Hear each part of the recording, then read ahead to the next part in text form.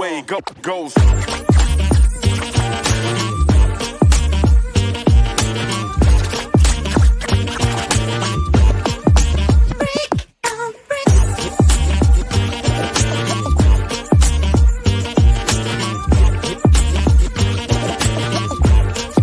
Just the way it goes.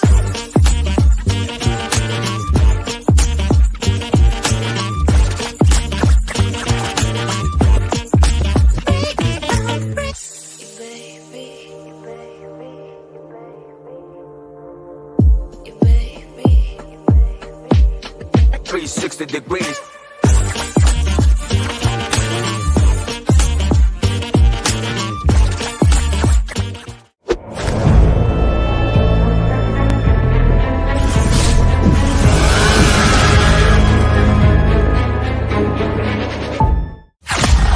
Sadistic Penguin Studios presents Yumper and Svo at the Show podcast with Tom Yumper Garcia.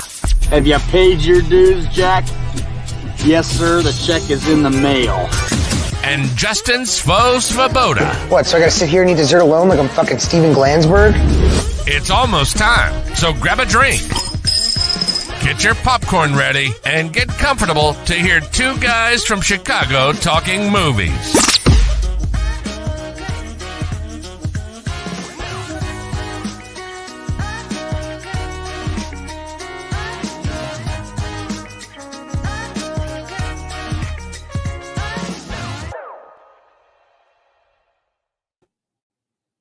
Welcome, everyone, to episode 6 of season 2 of Yumper and Svo at the Show. I'm one of your co-hosts, Tom Garcia, aka Yumper.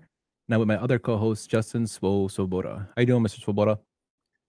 Good evening, Yump. I am good, and I am ready to get into this episode. I'm very excited about this topic. Yes, so am I. So am I. We got an action-packed show, and we actually got a third guest for this show throughout the whole show, which is going to be a fun one for us. But you ready to get into it, Svo? Yeah, let's do it, Yump. So we're going to start off with what we were watching. So, Svo, what we were watching this week? Well, I started off with a movie that came out in 2018 called Ben is Back.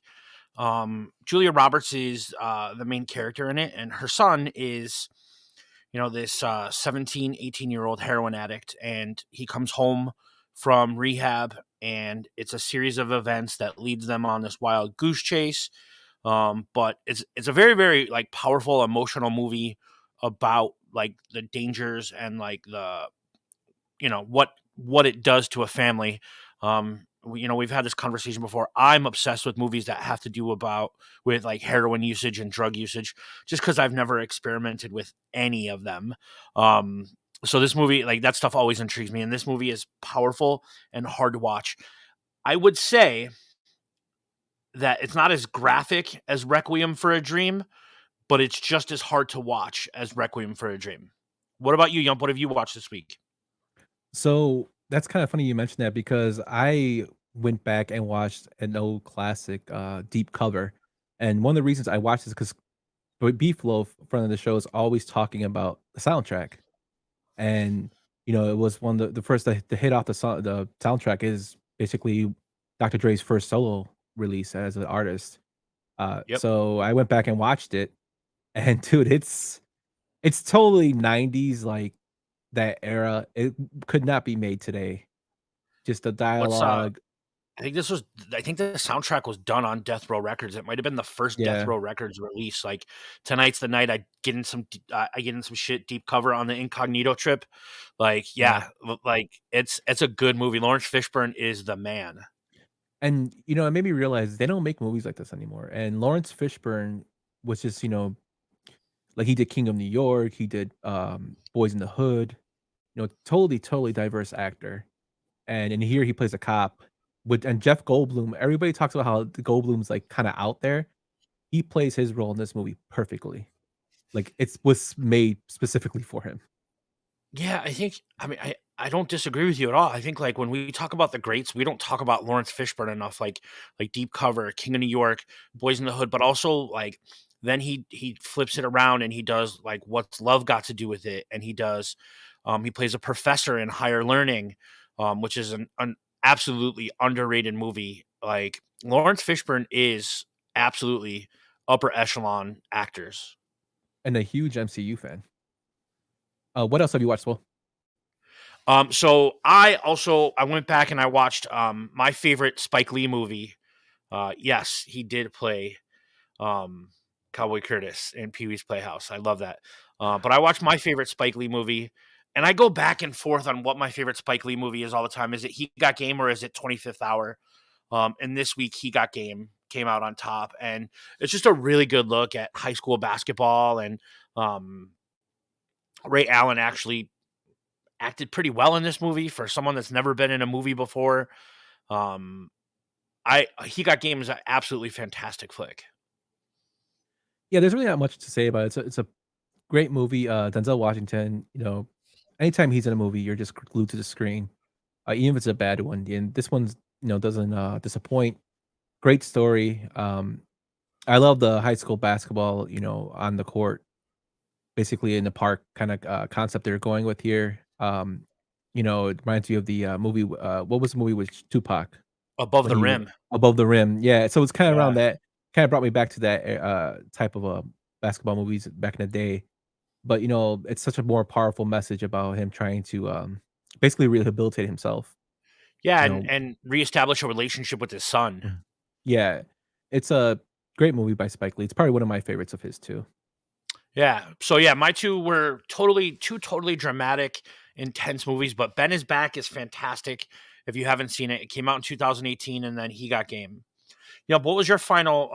What else are you watching? So I've been wanting to watch this for a while. I just haven't had time, and finally, some time opened up, and I watched the not Netflix, Paramount series Tulsa King, written by Sylvester Stallone. And let me tell you, it's nowhere near The Sopranos, so don't think of it that way. I think it's good, but it can be corny. But it does show that Stallone can play other characters besides action stars. And Stallone's the kind of guy that, like I was telling Southside Zoe about this. Like he's a guy that we always think of as the action guy, but he never gets really, any credit for the way he's as an actor. Like he's a very good, talented actor. He just plays different roles that we think him shooting a gun all the time.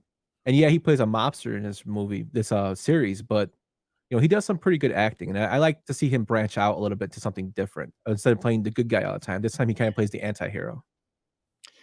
Yeah, I also think there's a really so I've watched it as well. Mm. And there's a really good like humor element to the show at the beginning of the series, at the beginning of the first season at least. And Terrence Winter like wrote it with Stallone, and he was responsible for Soprano stuff. And Boardwalk Empire. Yeah, absolutely. But it's fun, it's goofy, it's not as serious as Sopranos, but the comedic element is the dude's been in jail for 20 years, and he comes out and the world has changed, right? Like he shakes down this dispensary because he thinks it's illegal. But it's just funny, and I enjoy it, and I don't want to ruin it in case anybody hasn't seen it, but I did enjoy this first season. Yeah, I really enjoyed like the first time he lands in Tulsa and he sees the grasshopper. I want to talk about this comment here from our boy Baloney. Shrinking on Apple TV Plus is fantastic. Harrison Ford is amazing. Jason Segel is good. It's a Bill Lawrence show. Bill Lawrence did Ted Lasso and Scrubs. And I wrote an article about Bill Lawrence for Sadistic Penguin, and Bill Lawrence saw it and responded to us. So that was really cool. But yeah, that's cool. awesome. Yeah, so I'm glad that you watched Tulsa King. Yes, finally got into it, man, and I binged it. Like I was done within a couple days. But that's what we watched this week. Let us know what you guys watched over at Yumper and Svo on Twitter, and we're gonna get to our segment of In Defense of. Svo, do you want to introduce our guest? Yeah, our guest has the best mustache on White Sox Twitter. He also went to elementary school with me and my little sister in the Pilsen neighborhood of Chicago. So let's bring on our boy, Southside Bum. And Brian, I will reference Apple TV Plus as much as I want.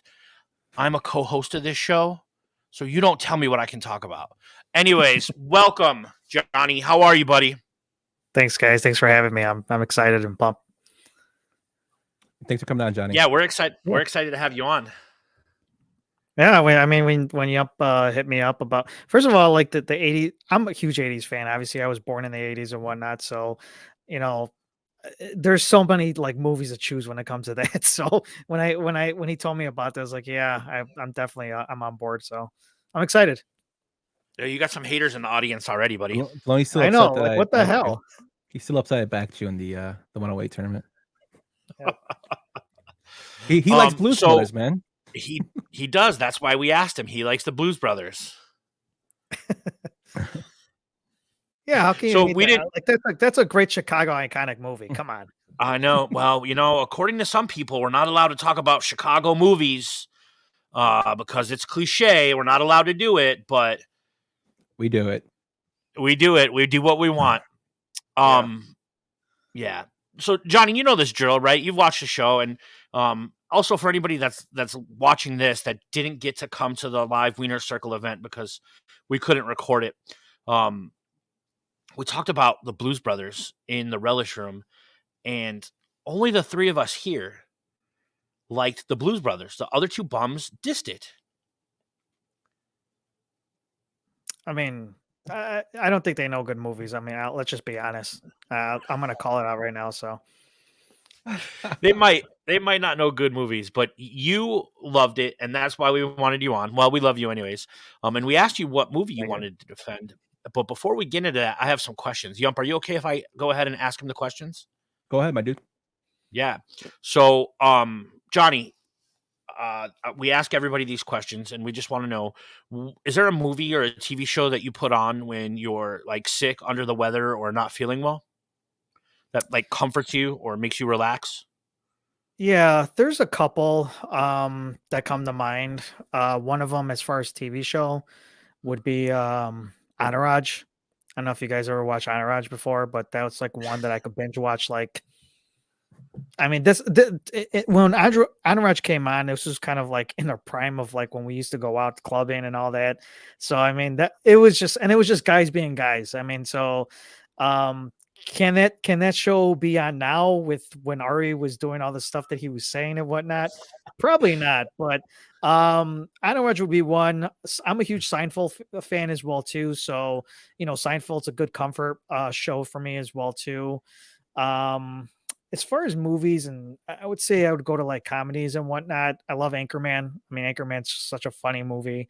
And I'll say this right now. The first time I ever watched Anchorman, I didn't like it. I didn't get it. I didn't know what the hell, it was so confusing to me because I'm like, what the hell's going on with this? But then when I watched the second time, I'm just like, wow, I could not stop watching. I could not stop laughing. Kingpin's another one too. Kingpin with Woody Harrelson and Bill Murray. I think that's like another like classic out there that just you could watch at any time. Those are all good movie picks. Johnny, I don't know if you noticed, but I'm obsessed with Entourage. I've seen Entourage at least like 15 times all the way through. Yeah, I'm very happy. Same. Yeah. So I get it. It's a comfort show completely. There are sometimes, usually it's a movie, but there are sometimes that I'll put on like season 2 or season 3, part 2, where Dominic comes back and he's Vince's bodyguard. So yes, I get that completely. I love the movies that you picked, like the comedies, because I think that's important. What about like, do you remember the first time that your parents dropped you off at the movie theater? Like, what movie did you go see the first time they dropped you off at the movie theater when you were by yourself or with your buddies? Oh my gosh. Because I think like Yump and I, we feel like that's like a defining moment, like in your adolescence. Yeah. Man, I'm trying to think of the movies that were out at that time as well too. Well, here, maybe this will trigger it. What movie theater did you go to growing up? Like, what was your go-to movie theater? I would say the two ones that I would go to most often. I used to go to Fort City a lot when it was used to be. I don't want to say it's bad right now, but I used to go there a lot when I was a kid. Chicago Ridge would probably be the one that I would go the most. Chicago Ridge Mall, I would go. Actually, I would go by Peter all the time. Anytime there'd be movies out, me and him, we used to go watch movies all the time. Man, I'm trying to think of it on the top of my head, like when when I was a teenager, what movies I would watch. Okay, here, hold on. I remember one that I remember watching uh the 10 Things I Hate About You. Ooh, so that was what, summer of '99, I wanna say. Yeah, yeah. I think that's like That's the good. So earliest one I can remember. you were what, like a sophomore in high school?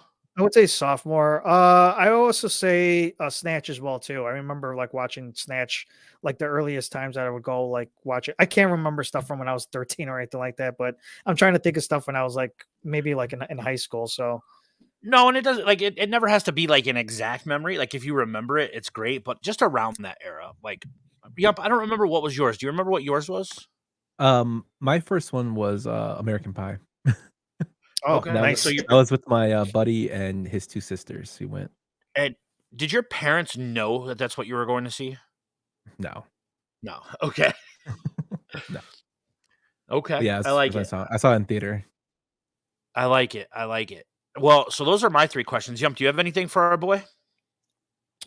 No, man. I think your three questions kind of cement and kind of get us in the flow of how things are going. But Johnny, tell us why you picked Star Wars Episode One as your in defense of. Well, yeah, I think everybody hates on it. I mean, and I thought it was a good movie. I don't know. I still don't understand why people get on that particular one the most. I think probably they do because they had to follow up with all the first three movies, and those first three movies of the Star Wars trilogy was obviously amazing. Like, how can you like go, follow that up? Obviously everybody kind of like was hating up on Jar Jar Binks and some of the story plot and whatnot, but that set up a lot of things that are going on today. Like obviously they picked the right Obi-Wan to play. Ewan McGregor plays Obi-Wan, and obviously he's killing it in that standalone show on Disney right now. um the whole storyline with Anakin as well too, how he kind of like got started up. Probably one of the best villains in the Star Wars series itself is Darth Maul. When he first came out, I thought he was such a badass. So Thank you. um, Thank yeah, you. so yes, yes. So I think it gets a bad rap because like I said, I think just when people are kind of like looking at the first three movies of that Star Wars series and they're just like, oh, like this is what they could come up with, or this is like, I mean, come on. This is just setting it up for the future, like obviously the future episodes and whatnot. So, is it going to hit a home run? To me, I thought it was. It made 1 point something billion dollars in the box office. So it had to be, people liked it. Um, but there's always going to be people that are going to complain, even the old Star Wars heads as well too. They're going to start bitching about things about what they didn't like and dissect it and whatnot. Just to me, I just felt like it was just a setup for a lot of the other episodes and the whole Star Wars universe as well too. So yeah, I still don't understand why people hate it so much. I am with you completely. We all know there's a famous Freddie Prinze Jr. interview where he said Star Wars was made for kids. The original trilogy was made for kids. The prequel trilogy was made for a different set of kids. I thought the pod racing scene was loud and obnoxious and fun. Um, and I'm not watching it. I know Yump is, right? Because Yump likes to keep up with um, the 108 Chirizi's pod about the Mandalorian, but Ahmad Best is in the new season of Mandalorian, right? Like Jar Jar Yeah, Binks is in the new season of the Mandalorian. Now he's not Jar Jar, but like he's still part of the Star Wars universe. Yeah, Jar Jar was annoying, but he was made for kids. I think this movie's good. I think it's fun. I think you're spot on with your Darth Maul. He's one of the best villains, and he got used for half of a movie, and then he was cut in half. But I'm with you on this one. Yump, how do you feel? uh, I think it's totally agree with what you guys are saying. I don't think it's the worst in the Star Wars franchise. I happen to think that if Attack of the Clones is worse than this one, and that's just because the movie really isn't that good. It has nothing to do with the lore or anything like that. I think the It's a way they bridge set this movie. movie, I agree with yeah, you. the way they set this movie up was perfectly. I mean, we always talk about like badass posters, and I love the poster of Episode One with Jake Lloyd, and then the background of Vader behind him. It was The Shadow was really awesome. I think Fantastic teaser poster. it totally was made for kids. George Lucas even came out and said that. I think sometimes fans of franchises get a little too carried away, and I mean, I was really happy to see at my best back in The Mandalorian. Like you said, I do keep up with them because I do like watch Cheesy's and Josh's pod Southside Point of View, which is a good thing for if you're a Star Wars fan. They go over all the Star Wars stuff. But I think it was just taken too much out of context. Like people were just really hardcore fans really went at these people, not realizing it was made for kids. And the Freddie Prince Jr. argument is perfect. It's beautiful. It's this like beautiful piece of media in this podcast, and I love it. Yeah, and if you haven't heard, I'll tweet it I out recommend you later. go hear I'll it. tweet it out later from Yumper and Svo's account. Yeah, it's perfectly done. It is what it is. At the time, everybody was so amped up about it. Like people were going to the Waterboy to watch the preview because it was one of the few movies that had a preview for episode one, and they will walk out after the preview, which is what the Waterboy made so much money just by walkouts, and it was so anticipated. I think people just got too like ahead of the hype, and it wasn't that bad. I mean, remember seeing it in theater. I watch it now if it's on.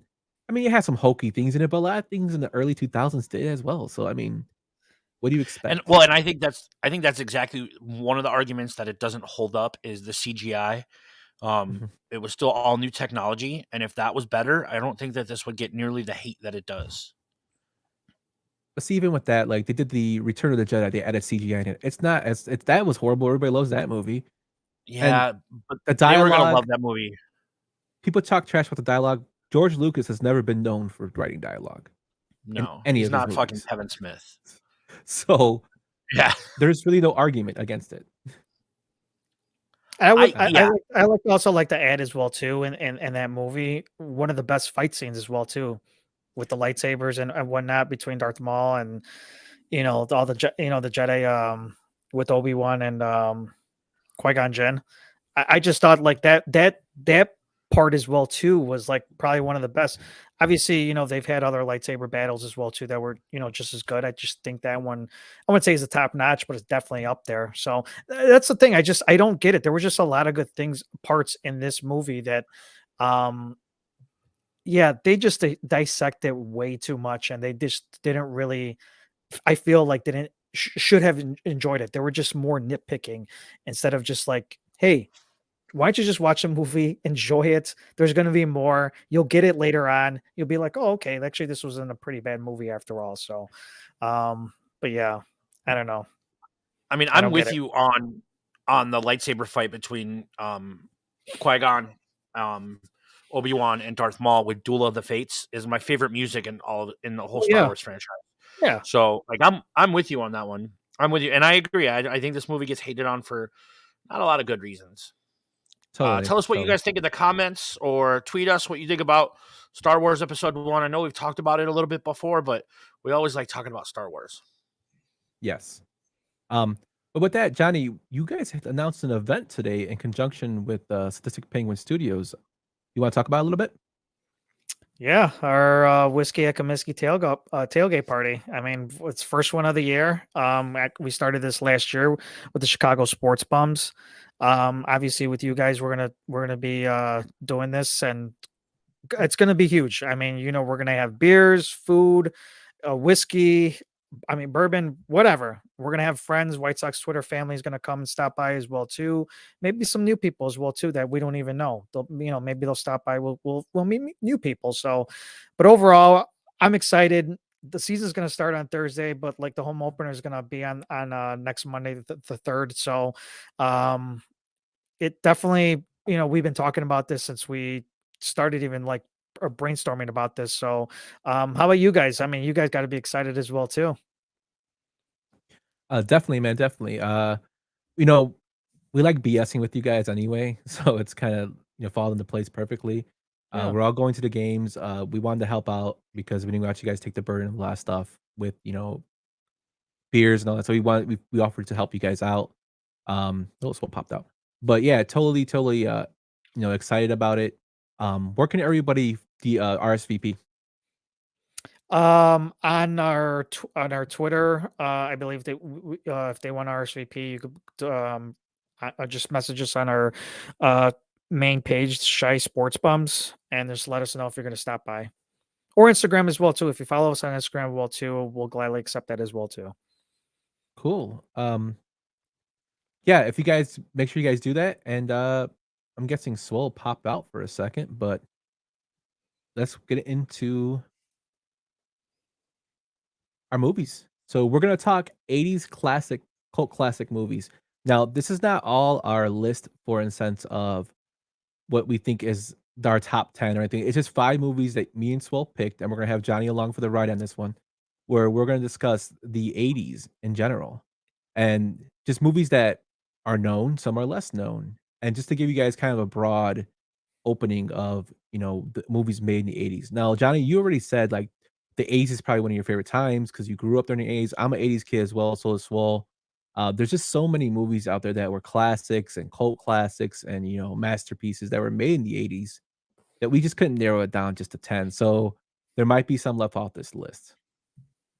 Yeah, I mean, if you want to talk about, I mean, I think every decade has their cheesy movies. I think the Mhm. 80s is like top notch when it comes to like the cheesy movies or the, oh gosh, like, one person might hate this and another person's like, what are you talking about? It's like I said, it's a cult classic. So, um, yeah, when you guys told me about this, I'm like, definitely, yeah, I'll stay on for this because, obviously we all grew up in the 80s. I mean, we all seen a bunch of like movies. Some might call it horrible, others call it a masterpiece. So, I'm ready when you guys are here. I don't know if Soul's gonna come back, but it's okay though. We can how about we go into mine first one, and then when Yeah. Swole comes back, we'll go into his. Let's Yep. start off with my first one. I have something to say. It's better to burn out than to fade away.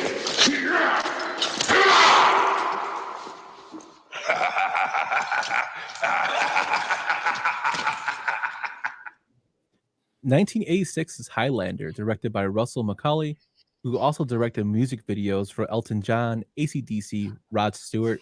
He did the movie The Shadow. He did the sequel to this movie, which was horrible, and he is doing the Teen Wolf the movie in 2023. This movie stars Christopher Lambert, Sean Connery, Clancy Brown, and Roxanne Hart. It had a budget of 19 million and made a box office of 12.8 million. So when we think of sci-fi movies from the 80s, we can think of Tron, we can think of Blade Runner.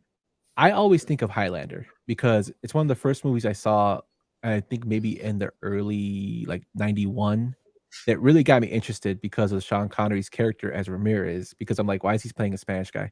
But that's what always cracked me up about the movie. But the whole story and premise of it is really something that interests me about these people being immortal and basically, they're dueling with swords and fighting. They can't fight on holy ground. Uh, they eventually gain the consciousness of the other, and knowledge is gained through chopping their heads off. It's just crazy, and it's actually a really good movie back in the day. Also, it helped that the movie opened up with the Fabulous Freebirds, and they're at Madison Square Garden watching them fight in the ring, which is cracks me up till the day because I watched it the other day. But it's one of my favorites as a kid, and one of my favorites today. Swole, tell me what you think about Highlander. Well, first of all, let me apologize. My internet just went out, so I don't know if Johnny being on the show has rubbed off on me. So I know it's a cult classic, but I only like Christopher Lambert in one movie, man. 2 movies, I guess. Mortal Kombat, right? I get why this has a cult following. It's just not for me. My favorite memory of this movie is when they quote it in Zack and Miri Make a Porno. There can be only one. Um, yeah, it's not for me, man. It's not for everybody. What do you think about it, Johnny? I actually, this is gonna come to a shock. I've never seen this movie before. That's okay. Oh my goodness, Yeah, it's okay, man. I've never seen it before, so I'm sorry. That's I okay, wish man. I could It's put more okay. in, but yeah, I'm sorry. But I will agree with Soul. Like when he was in Mortal Kombat, I definitely thought he played a pretty good Raiden on there. Not the second guy, not from a Mortal Kombat Annihilation.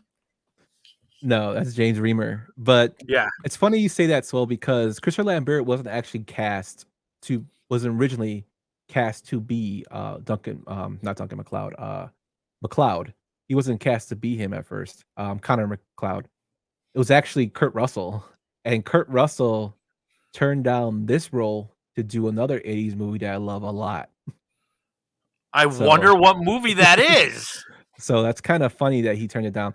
Clancy Brown is another guy too that in this movie he plays the Kurgan, which is a complete asshole and bad to person. And Clancy Brown's kind of known for that. He played in Shawshank Redemption one of the security guards, Yep. and one of the jailers, and he's a complete asshole in there too. Dude is so nice, like he's a teddy bear in real life. He's just a really good actor, and him as the Kurgan was always something that was like you wanted him to get his comings. You know, we wanted Karma to get the Kurgan because he was so bad in the movie. I like him in Starship Troopers. Yes, he's an asshole in that movie too. He is an asshole in that movie, but I love that movie. But I mean, it's one of those movies. It's not a masterpiece in acting. It's just an entertaining movie that I always like. Well, yeah, and I think a lot of these movies probably aren't master classes in acting, but they're fun and they have a cult following for a reason.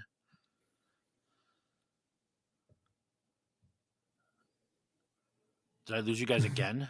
No, No, I we're was just still reading here. that comment. I was like, I think dead that's air. by Brian. No! No, I was reading that comment by Brian. It's one thing you can say about Highlander that it's not for everyone, LOL. And that's true. It isn't. That's It true. was just something that I got into. But with that, guys, let's move on to Swole's pick. I'm real tired. I'm gonna go crash for a while. Not here. How about here? We talked about this. When? I forgot. Refresh my memory. You can't stay here. Live your life any way you want, but not here.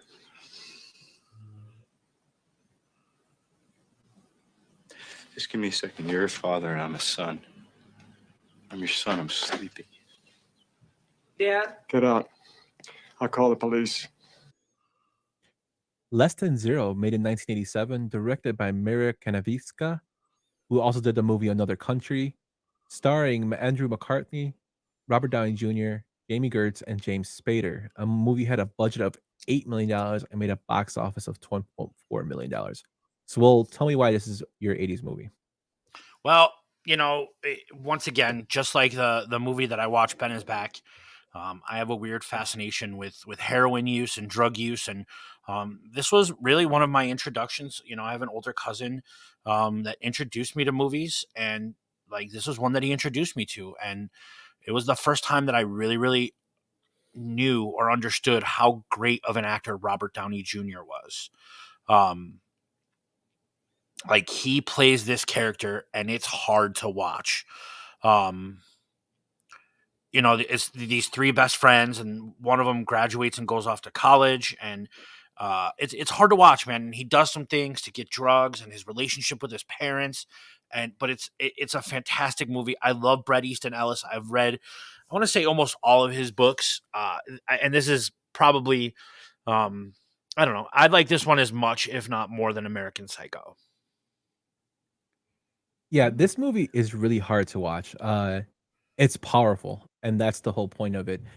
Robert Downey Jr. has gone on to say that this is like his movie of basically the Christmas Carol, the Ghost of Futures Past, telling him what's going to happen, and him playing a junkie addict. I didn't even think about the real life, like mirror. Like that's bizarre now. Yeah, he's come out and said that movie is probably his favorite role he's played, but it always insinuates to him that this is what was coming, and this is what the trials and tribulations does have to go through. And he said that at the time when this movie was being made, he only uses drugs after work and on the weekends. And when he got to this point, he kind of felt now the character was not doing the complete things he was doing, but now I can resonate with that character in terms of addiction. And it's a powerful movie if you haven't seen it. And I'm pretty sure most people haven't seen Less Than Zero. It's not as popular as it wasn't, as other movies are. Requiem for a Dream is one of those movies that I guess would be a good comparison of the 90s. But this movie is definitely worth the watch. Again, it's a tough watch. It also sends a powerful message. It also cemented James Spader as just a bad dude, and I don't mean like an actor because he's great in what he does, Mhm. but like he's always a douchebag. Like Pretty in Pink, he was a douchebag. Less Mhm. Than Zero, he was a douchebag. Um, I mean, he's done so many other things that like he played them so well that they made him the voice of Ultron in the MCU, right? Like he's just he's a villain through and through, and he's the perfect villain in this movie. Yeah, Johnny, I know you said that you haven't seen this movie. Does this kinda pique your interest to check it out? Yeah, I mean, when we were talking about pre-show, we were kind of talking about the whole, American Psycho, from, book to movie and whatnot. Um, yeah, obviously, with Robert Downey Jr., like I think beforehand, I don't know if this was his first real serious role, because a lot of stuff that he was in, it was mostly like comedies. He was in obviously in Weird Science. He was actually, if not too many people know, he was actually a cast member in Saturday Night Live as well too. But he was a lot more comedy, range. And I've never seen him like really before he really started hitting things off in serious movies. Um, if this was actually his first serious role. James Spader, I love James Spader as well too. Andrew McCarthy, I mean, obviously another good actor as well too. So the fact that it's very serious, obviously when Swole said that it, kind of reminds him a little bit of like the American Psycho type of a genre as well too, just kind of gives me like, all right, I haven't never seen this movie before, but now I'm gonna have to give this a shot because American Psycho is obviously one of my favorite movies of all time. So I'm definitely gonna check this out, and I'll report back to you guys. I'll do kind of like a book report for you guys. Yeah, it's first it's difficult to find, so it's like I guess orders off Amazon, which is what I did, but it's totally worth the watch. You were saying about Robert Downey Jr., like this is, I think, his second leading role besides the Pickup Artist. I think Pickup Artist came before it, which is more of a comedy. But yeah, this is his coming out party in terms of like presenting himself as a bona fide actor. And Um, I don't know how you feel, Young, but I would say that this movie is just as impactful as like The Breakfast Club or 16 Candles in terms of like coming to age in 1986, 87. and I think it is. I think it's as impactful as kids. Like it Well, has that impact of it because it's funny you say that because we were gonna like we were when we were talking about this episode, I was like, we don't have to just do 80s cult classics. Let's do like just cult classics in general. And Mhm. I was gonna do Larry Clark's Kids because that movie still to this day fucks my head up. I think it did a lot of people, but it's I know I was gonna this. say that it's just not you. Yeah, this talked about like stuff that wasn't really, it was known, but it really wasn't talked about in public Yeah. spaces. And like we were talking about the book, how this is loosely based on the book. The book is 10 times worse in terms of more graphic. Yeah. It's a very good read, but it's very hard read. And And also, we talked about this the other day. I think when I talked about how I went to go see Creed, um, it paints the it paints the city of Los Angeles in this light that's always always fascinated me, right? Like it's Los Angeles, it's 1987, and I'm a Chicago kid. I don't know what that's like or what that lifestyle is like, so I was always fascinated with it. So this is another good love letter to like the city that it was based in. yeah, but it's totally check it out. Couple trivia things about it. Brad Pitt actually makes an uncredited appearance in this movie. He got paid $38 to be an extra at a frat party, and he tried to speak because he wanted to get a SAG card because he had a non-speaking role, and he got yelled at. So that's one thing. They also had Keanu Reeves lined up to play Clay. Now, I think Andrew McCarthy plays it perfectly. I can't see Keanu, even though he's a good actor, play the role of Clay. Um, I think Andrew McCarthy actually does a very good job about it. What about you, Swell? Do you think Keanu could have played Clay? It's funny because John Wick 4 came out today, and um, like all Keanu Reeves movies are 4.99 on iTunes this week. So I went through and I bought like a crap ton. Like I bought 47 Ronin, and I bought a bunch of them. And I'm like looking at the movies that he does, and I cannot see him like playing Clay in this movie. Andrew McCarthy is like, I don't know, it's just one of those roles where like I can't see anybody else playing it, like Emilio Estevez in The Breakfast Club. Yeah, and Jamie Gertz, this movie. So, spoiler alert: like if you haven't read the future, book that comes after, there's a sequel to this movie, and sequel to the book, and in that book, they actually talk about the movie being made about the previous book. So Yeah. it's kind of like a breaking the fourth wall. And Jamie Gertz is mentioned a lot, and Jamie Gertz is actually used in American Psycho, that novel, because Patrick Bateman becomes infatuated with her. Well, and Rules of Attraction, Mhm. another Bret Easton Ellis novel. Patrick Bateman is James Vanderbeek's brother, and there's a scene where he calls Patrick on the phone in Rules of Attraction. They're all connected. It's a very it's Bret Easton Ellis uses all the same characters in all of his movies. But Jamie Gertz, I think, is awesome in this movie. She's a Chicago native. And did you guys know that Jamie Gertz is the part owner of the NBA's Atlanta Hawks? Yep. I didn't know that. Yeah. Yeah. She's also Star from Lost Boys. She was in Lost Boys. And there was this terrible CBS sitcom on called Still Standing. Yeah. And Is it the guy with the guy from Guts? It's got Mark Addy from Game of Thrones, and he also played Fred Flintstone in the Flintstone sequel. I remember it. It's not with the guy from Guts, though, right? I'm thinking maybe another one, but I know the one that Jamie Gertz is in a sitcom. Yeah. But yeah. So if you haven't seen this movie, definitely check it out. It's worth the watch. Just like I said, it's hard to watch though if you haven't seen it. Just be aware, you're in for a tough watch. But let's get into our next one, gentlemen. Oh, you bastards! Why are you torturing me like this? Why?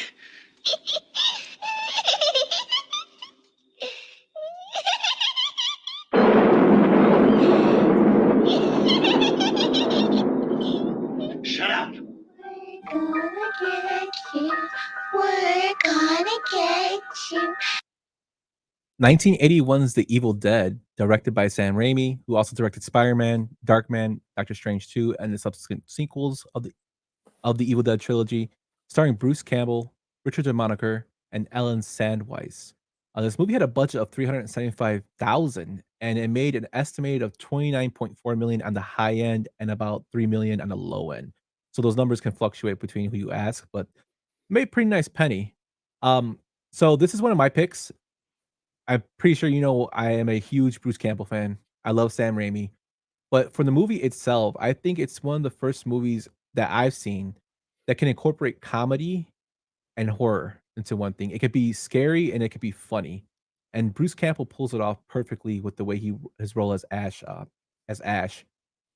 He does it from crazy as he's psycho, and then he gets scared, and then he does comedy shit. When he's that scene that we just played where he's with his girlfriend, his sister actually, and she's telling him, "We're gonna get you." And he drags her out and tells her to shut up. It had some crazy stuff in the movie that couldn't pass today, mainly the outside with the tree scene that wouldn't go through today. But in terms of a good watch and kind of set like a different standard of the horror genre, I think this movie holds a place in history for that. Johnny, tell me what you think about The Evil Dead.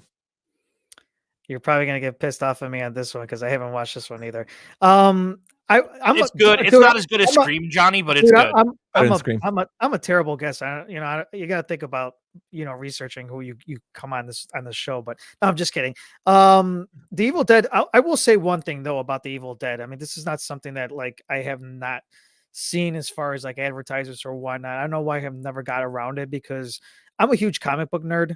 And I remember they used to put these on the comic books all the time to go watch it and whatnot.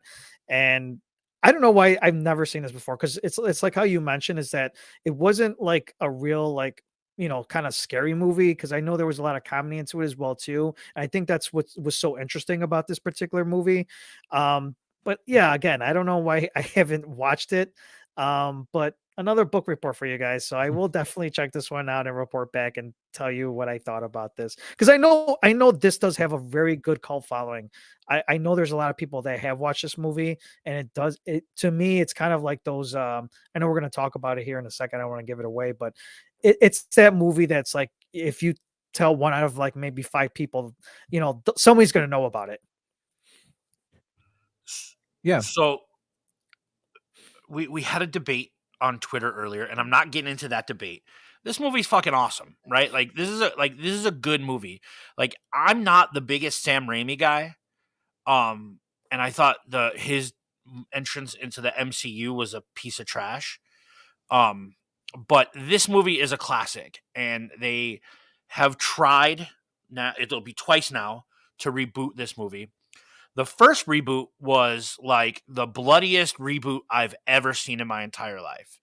But it was missing one key thing, and that was Bruce Campbell, right? And this new one that's coming out in a couple weeks or whenever it's coming out, it looks creepy, it looks scary, but it's missing another thing. And I know he's producing it, and I know he helped with it, but it's missing Bruce Campbell. He is the catalyst that makes this movie and Evil Dead 2 and Army of Darkness go, right? So the remakes, or the new one, I'm excited about, and I'm gonna see it. I'll have to go see it by myself because there's no way in fuck Kelly's gonna go see it. But Bruce Campbell is what makes these movies what they are. Yeah, and first, I will go see it with you. I have no problem going to see it because I'm a huge Evil Deal. Dead. But in terms of the remake, so a lot of my friends that asked me about the remake, and I actually think the remake was enjoyable because it's a little more serious than its predecessor. It's not better. Like nothing's better than the original, but I like the tone of them taking it a little more serious in terms of the movie, and that's something that's kind of cool about the Evil Dead. Is it blended comedy with horror, and like one of the parts that used to scare the shit out of me as a kid was when the girls in the fucking basement looking up at him, like that. Just that whole like part. I think it's Sam Raimi's brother is actually plays Yeah. the character, but that part's scary. Like it was scary the way it looked. But Agreed. Bruce Campbell, yeah, no, there'll never be another Bruce Campbell.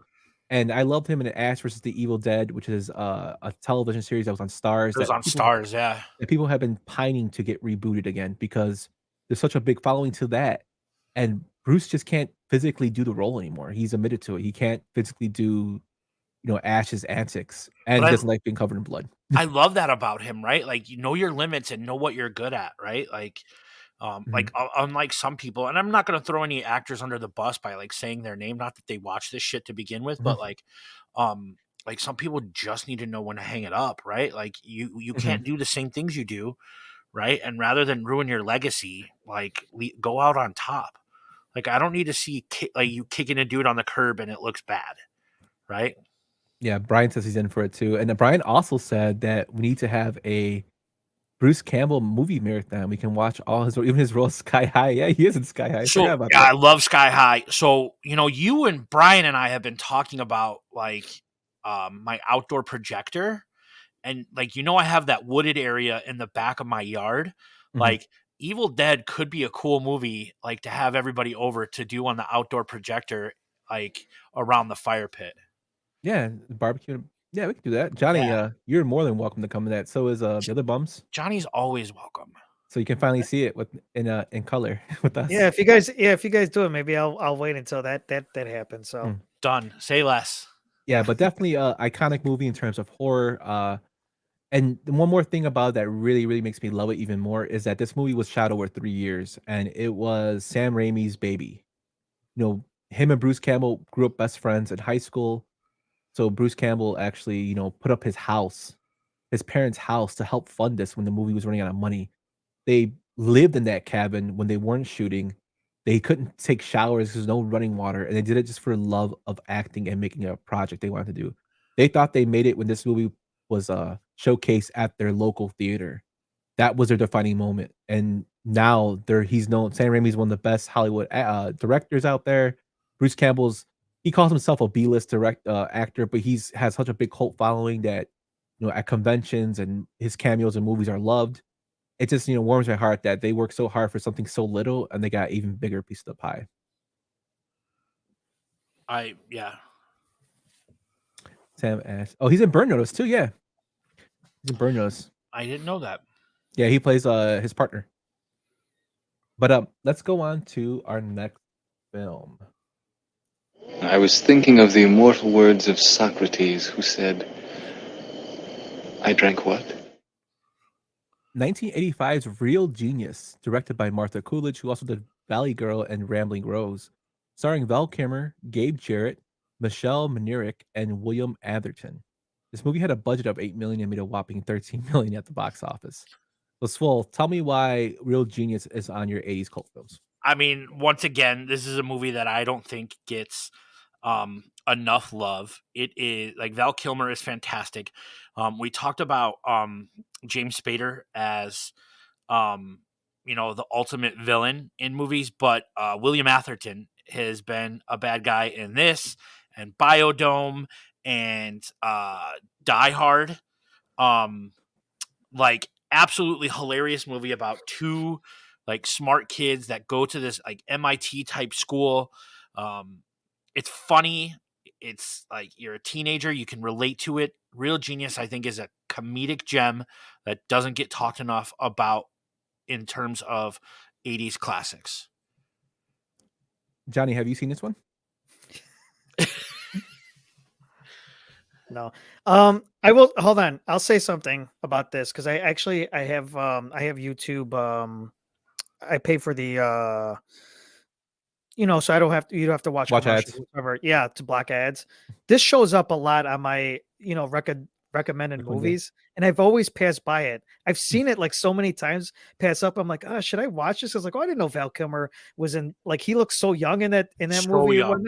Yeah, so I'm just like, should I watch this or not? And I think it's more of like I never knew that he was in this movie. I never knew about this movie until, like I said, I got the YouTube subscription.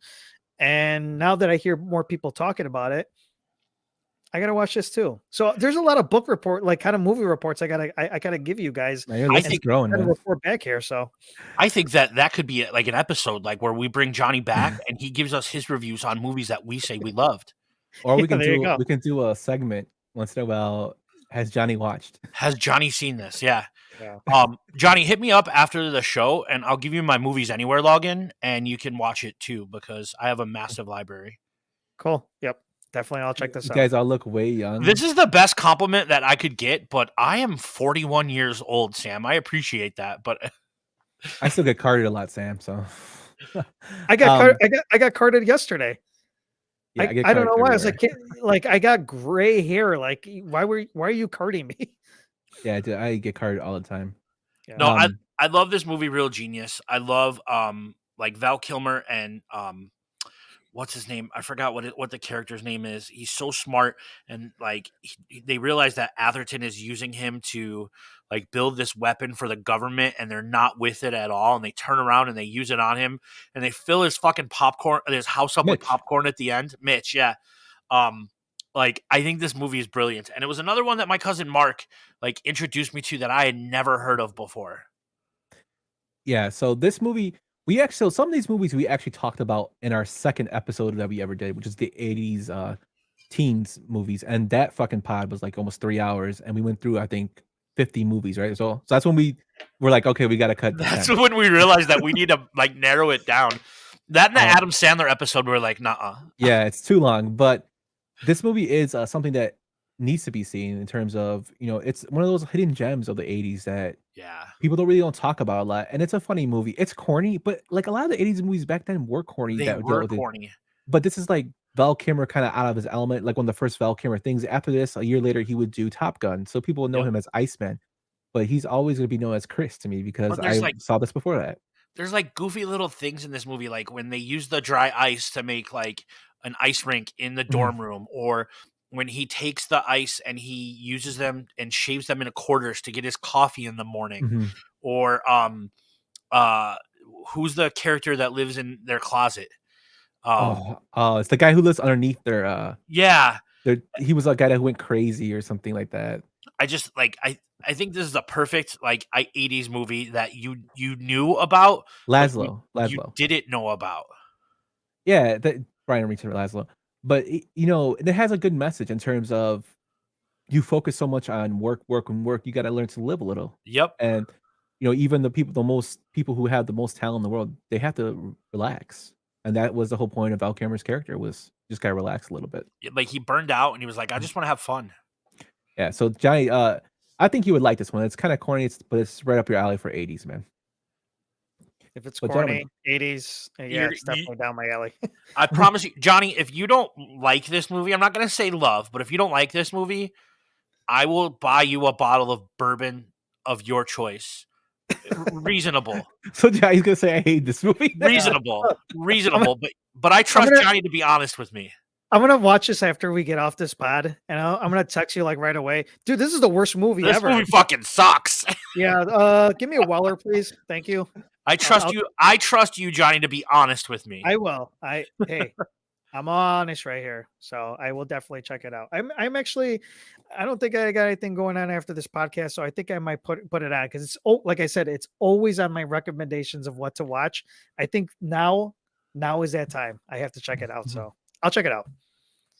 Also, Swell, I want to tell you this because when I was doing research for this, Gabriel Jarrett, who plays Mitch, is actually in he's part of a trilogy of one of your favorite movies. I know he's in the Karate Kid series. Yes, he fights Daniel-san twice. Yep. He plays Rudy. He plays Rudy. Yeah, I'm like, I totally forgot about that. I'm like, now I know why Swell likes this movie so much. But gentlemen, let's go into our next one. I don't deal with psychos. I put them away. I ain't no psycho, man. I'm a hero. You're looking at a fucking hunter. I'm a hero of the new world. You're a disease, and I'm the cure. 1986's Cobra, directed by George P. Cosmatos, who directed Rambo First Blood 2, Leviathan, and Of Unknown Origin. On the movie stars Sylvester Stallone, Bridget Nielsen, Renee Santoni, and Brian Thompson. It had a budget of $25 million and made 40 at the box office. This is one of my picks. So this is another movie that I see Stallone kind of step out of his normal role as Rocky. It was something different. It dealt with a serial killer that kind of hit a lot close to home. You know, The Night Stalker was around this time. I think the story could have been a lot better. And after reading and researching this, they had 2 hours worth of film for this movie, and they cut it because the MPAA didn't want them to. So I think it's good, but could be a lot better. It has a good crime element to it. It's graphic as shit for the 80s in terms of kills. And it's Sylvester Stallone in an action movie. Not to mention, we got our boy from Bad Boys, Renee Santoni, as his partner, which I always thought was hilarious when I saw it.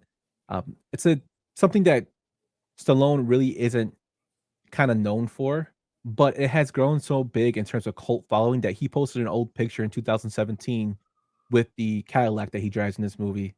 And he had over thousands of people telling him, please make a sequel and direct it, to where he's even contemplating it. I don't know if he's going to do it now because he's in the 70s, but it's one of those movies that has grown, a following since then. So what do you think about this movie? I think you hit it on the head. This is the perfect 80s. You walk into the video store, like your local video store, and you see the VHS cover art, and you're like, "Oh, it's a Stallone movie." But you get it. Cobras. Sorry, that's a Simpsons reference. But you get it, and you're like, "Oh shit, he's not a good cop. Like he's a dirty cop." And it's fun. It's over the top 80s action. It's violent. I think his wife in the time is in the movie, right? Yeah, Bridget Nielsen. I enjoy the shit out of this movie. I remember renting this movie with my old man. Okay, cool. Yeah, it's same thing for me. Johnny, have you seen this one? Johnny, before you answer that, I want to ask you a goofy question. Do you remember Champion Video on 22nd? On Cermak and Levitt? Because that's where we used to. Johnny and I went to elementary school together in the same neighborhood, and that's where we used to have to go to rent movies. It was right. I'm sorry, it was 22nd and Oakley, not Levitt. It doesn't ring a bell. I can't remember. I was just curious. Yeah, I remember the corner store. I remember the corner store. There used to be a corner store down. Actually, there should be a corner store on one end of the block, and there used to be a hot dog place. I can't remember the name of it. But I don't know if you remember it, but I remember there was a hot dog place and there was a candy store because my godparents used to live on the other side, further from the actual school. And I remember I used to go to that candy store all the time. So, but the video store doesn't ring a bell to me. I was just curious. Where did you But yeah, anyways, talk about this movie. Do you remember this movie? No, I mean, hold on. I've never watched this either, but I Sam do have Mendelsohn bum. yeah. So I definitely do have I do have actually one. I don't want to like interrupt the whole thing about Stallone because I'm a huge Rocky fan. I listened to your Rocky when Baloney was on your podcast. I listened to that one, and I'm a huge My Rocky fan. second favorite bum, Baloney. Yes. Yeah. I'm a huge Rocky fan. If I'm gonna go with a movie with Stallone, and I'll watch this one as well too. But if I want to do it with a corny, like if people think are corny or not, is Over the Top. Oh, that's funny you say Yeah, that. so Over the Yeah. Top, I was gonna pick Over the Top, but I wanted to go with something that nobody's heard of, and this is Yeah. like nobody really talks about as much, at least I've within heard our of Cobra. circles. Yes. No, I've heard of Cobra before. I don't know why I haven't watched it. Here I'm going to say something, and it might piss off a lot of people on this. It might be people might be pissing off like, why you have him on as a guest? He doesn't know any of the movies. He's not prepared. I've until last it was December because I just kept on seeing the argument over and over again around Christmas time. I never ever watched Die Hard up until Christmas of last year. And I what did you think?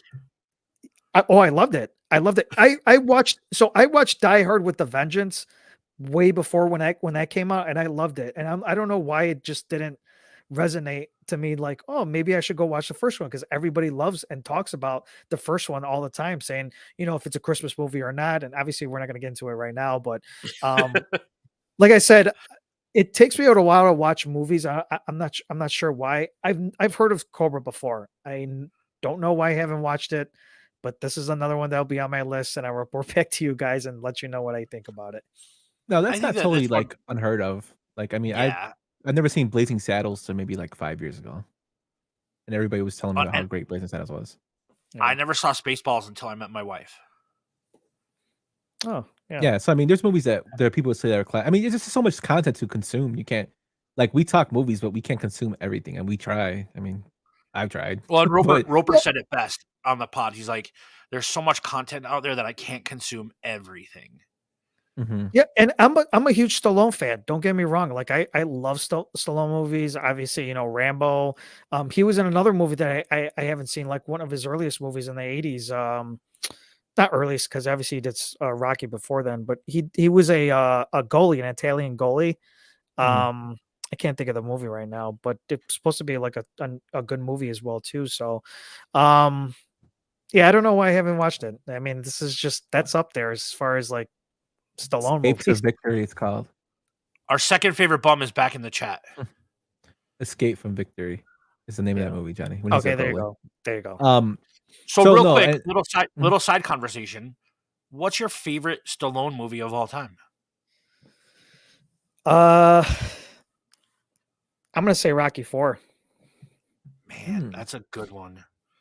I mean, from beginning to end. I mean, it was just straight on. There was no pauses. There was no like like the story just kept on going on, and it was probably one of the best soundtracks as well too. Out of that whole Rocky series, I do like Rocky 3 as well too, but that Rocky 4, man, I will fight anybody to this day about best Rocky movies of all time. I don't disagree with you at all. So it's funny you say that because I want you to when we go to the tailgate, I want you to tell Chirizi why you like Rocky 4 so much because he's not a big fan of Rocky 4. Oh, I'll explain it. I'll like go into detail on that movie. And then Brian brings up his porno, the party at Kitty. And The stuff. Italian, yeah. Yeah, who's the Italian sign? What's your favorite movie, Yeah. Swell, from Stallone? My favorite Stallone movie is either Demolition Man Mm-hmm. Okay. or Judge Dredd. Like That's right. I'm the I law. I just like them. Like, and it was a comic book movie before comic book movies, right? Like, yeah. The only comic book movies that were out at that point were like the Batman movies and like the Christopher Reeve Superman movies. And once again, my cousin Mark was like, dude, like check out Judge Dredd, and I love it. And I love the remake of Judge Dredd with Carl Urban. Mm-hmm. Like I just like that character. I like that plot, but it's probably Demolition Man for a couple reasons. One, I'm still trying to figure out the 3 seashells, and 2, all restaurants are Taco Bell. So They lost the franchise wars.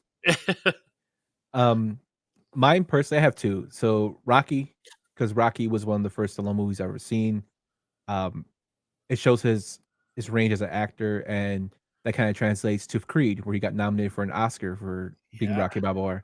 And I love the way he writes. I love Rocky Balboa the movie. That's one of my favorite ones. And my second movie with him would have to be The Specialist because he Oh, has James yeah. Woods in there with also what's her name? Ooh, Sharon Stone. piece of candy. Yeah.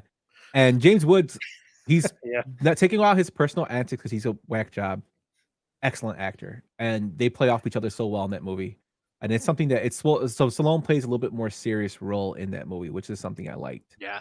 Um, Also, but those are my two favorite. Copland was also good. Copland is another great movie Copland was good. where he completely James loses Woods. himself.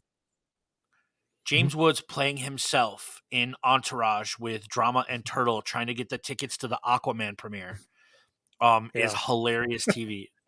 Yeah, I agree. But Johnny, the reason Swole said the Sam Mendelsohn comment is because we earlier in our first season we did a episode with Beef and Sam Mendelsohn on mob movies, and Sam did not watch any of the movies except Casino. Except for Casino, which was about his uncle. Yeah, which is about his uncle. But it was good though, because he gave us like a whole It was rundown of he was Casino. great. We love Sam.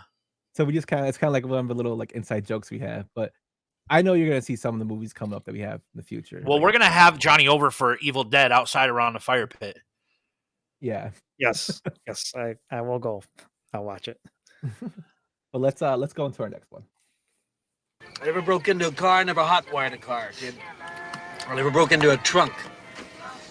I shall not cause harm to any vehicle nor the personal contents thereof, nor through inaction let that vehicle or the personal contents thereof come to harm.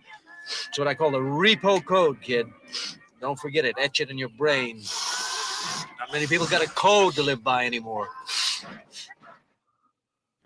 Repo Man, released in 1984, directed and written by Alex Cox, who also did Sid and Nancy, Repo Chick, and then he also wrote Fear and Loathing in Las Vegas, starring Harry Dean Stanton, Emilio Estevez, Olivia Barish. Budget of $1.5 million and made a box office of $3.7 million. So, Swell, tell me why this is on your 80s movies. Because this movie is fucked up. This movie is bizarre and weird, but it's super fun. You know, Emilio Estevez is really young, and it goes off on this weird, like, aliens exist tangent. I don't know when the last time you saw Repo Man was, but it's so bizarre and so out there, and everything screams like 1984. It's so goofy. The soundtrack is absolutely fantastic. It's all punk rock. It's not pop punk. I know I got to specify that for Brian, but it's all punk rock.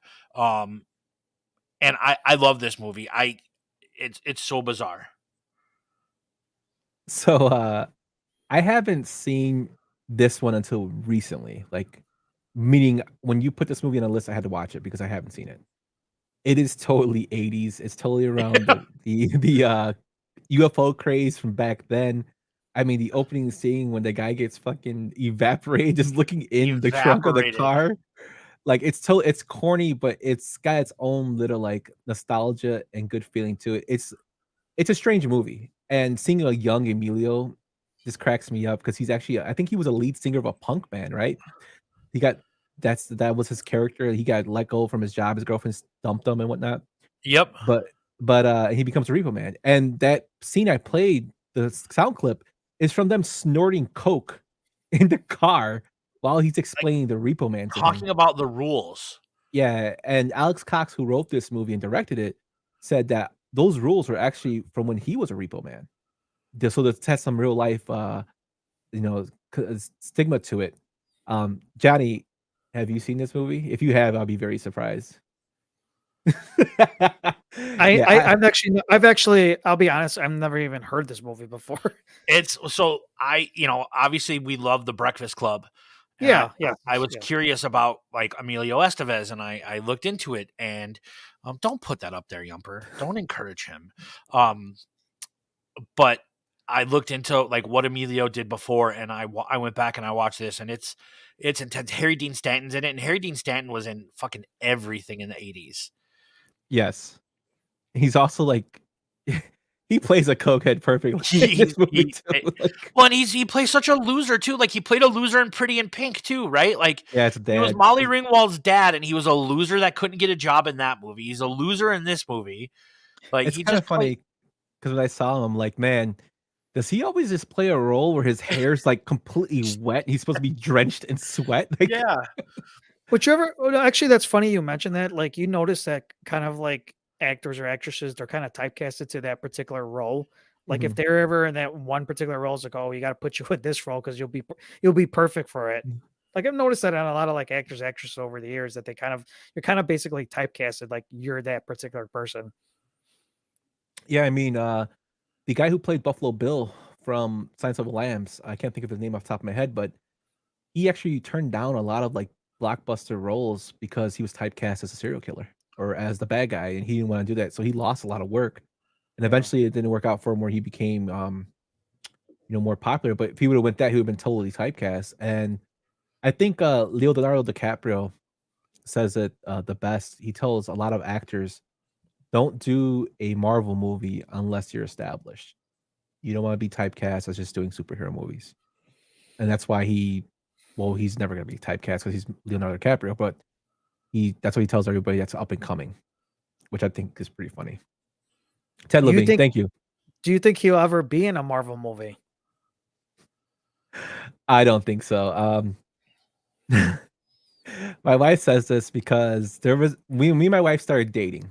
We went to Wisconsin Dells just for like a weekend. There was a guy who looked just like fucking Buffalo Bill that worked at the counter, and he was like, "You gotta smile sometimes." He was telling my wife, and my wife was like, "This guy is fucking creepy." Like, but he looked just like Swole. When I tell you, he looked carbon copy. Oh, Buffalo Bill. Yes, and he talked like that. That's why she put that in there. Good But yeah, Lord. I mean, typecasting is something that strong actors will probably get past it. But I do see the advice he's going with. I don't think Leo's ever going to do an MCU movie because He doesn't Leo have doesn't need to. to. Like, Yeah. I think if he wants to, then he will. Like Tom Cruise, I can see doing an MCU movie. He's actually played with the idea of being Iron Man in another universe if they ever do that route as a cameo. Cop out. But my thing is like you never know that these people would actually go and be like I would never think that Sylvester Stallone would be the voice of what's his name of oh gosh, from Guardians of the Galaxy. Guardians? No, Yeah. that's not. He's No, not in I'm Guardians. sorry. He's I'm King sorry. Shark. Yeah, He's King yeah. Shark. I'm sorry, but yeah, that's what I meant. Is that you never know like who would show up in a Marvel movie or even DC if you want to put that out there as well too. That's what I'm saying. I guess you can never. I don't think so either. I agree with you just because he's way too established to do something like that. But I don't know. You never know what actors or actresses might just go and just be like, yeah, sure, I'll go on a cameo or something like that. I think Disney would have to throw a massive. Yeah, I can see him doing DC more than I can. I think they got the money, Swell. No, I'm not even worried about that, but like they would have to throw a massive paycheck at Leo to even consider doing something like that right now. He's not in his art house phase, but he's in the phase where he picks and chooses his scripts so carefully that like he just wants to work with Martin Scorsese and like established directors. And he doesn't want to sit in front of a green screen all the time. Yeah, no, I agree. I don't think it'll ever happen. I was just saying, just like I've seen weird things happen before, and where I can you know, see I'm him like, personally. If he had to do in that genre, I can see him doing in DC. James Gunn can maybe lure him away because James Gunn is respected among a lot of actors in terms of what product he puts out. Yeah, and also like the working conditions. I can see him doing that, but I mean, he's in the Killers of the Flower Moon, which is coming out, which is supposed to be good. I think he's playing H.H. Holmes. Yeah, in a reboot, so he takes those kind of roles. And then there's actors like we mentioned earlier, like Lawrence Fishburne, a huge fan of MCU. I watched an interview where he was saying he would love to be in an MCU movie. Why hasn't he been called? Like he's a huge fan of them, but he hasn't been called. So there's actors that actually want to be in them and aren't called. They're established, and there's actors who refused to be in them. So I just wonder if maybe there's like that role that would be perfect for him. Like, because that's the thing, like, who do you like put him in, and when it comes to like those movies, like there's got to be somebody that he can actually like, okay, this would be perfect for that particular role. So maybe there hasn't been that particular role for him to be in just yet, but doesn't necessarily mean that he won't somewhere in the universe pop up.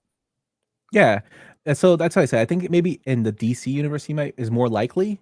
Depends on what they're doing in the MCU right now. I don't know like what direction they're heading, but I can see him more in DC than I can. I have no idea what direction the MCU is heading right now. I think I asked Baloney this in his stream yesterday or the other day at work. Like, yeah, you're right. He was an Ant-Man and the Wasp. But he wants a more predominant role. Yeah. I don't know what the MCU is doing right now. Yeah, I don't know. That's could be a talk for another pod. But yeah, that's a totally good question, Johnny. But let's move on to our next one. Damn it, Billy. I told you not to come here. I'm not leaving my house. Alex, if you stay, they're gonna kill you. And then I'm gonna have to go around and kill all the guys that killed you. Now, that's a lot of killing. So this technically was on the cusp of 80s movies. Like this was filmed in 89 and released in 1990. So it's kind of, you can exit out if you don't want. This is Young Guns, released in 1990, directed by Christopher Kane, who directed The Principal, The Next Karate Kid, and Gone Fishing. This movie stars Emilio Estevez, Jack Palance, Kiefer Sutherland, Lou Diamond Phillips, Daryl Timoni, Charlie Sheen, and Terrence Stamp. This movie had a budget of $11 million and made $56 million at the box office. So anybody who knows me knows I'm a huge fan of this movie. It's what got me into Westerns to the point where Unforgiven is my favorite movie of all time. It has all the 80s stars of kids, growing up. You had Emilio from The Breakfast Club. You have Charlie Sheen, his brother, Casey Siemaszko. You have Kiefer Sutherland from another movie we might talk about, Stand By Me. Gilbert Maroney was in there. Lou Diamond Phillips from La Bamba. It's a Western on Billy the Kid. It's not the greatest Western movie, but to me, it's a fun ride. And I think this one is a little more gritty than the sequel, which I like the sequel as well, but this is a little more gritty. And I like the story it told. What do you think about this movie, Swole? So, Yump, I've never done this in the history of Yump and Svo, but did you double check your release date on this? Because I have August 12th, 1988. Really? Oh my goodness. Yeah, I have August 12th, 1988. And so Sweet. What's that? That's sweet then. So you're good. Okay. Like you're good.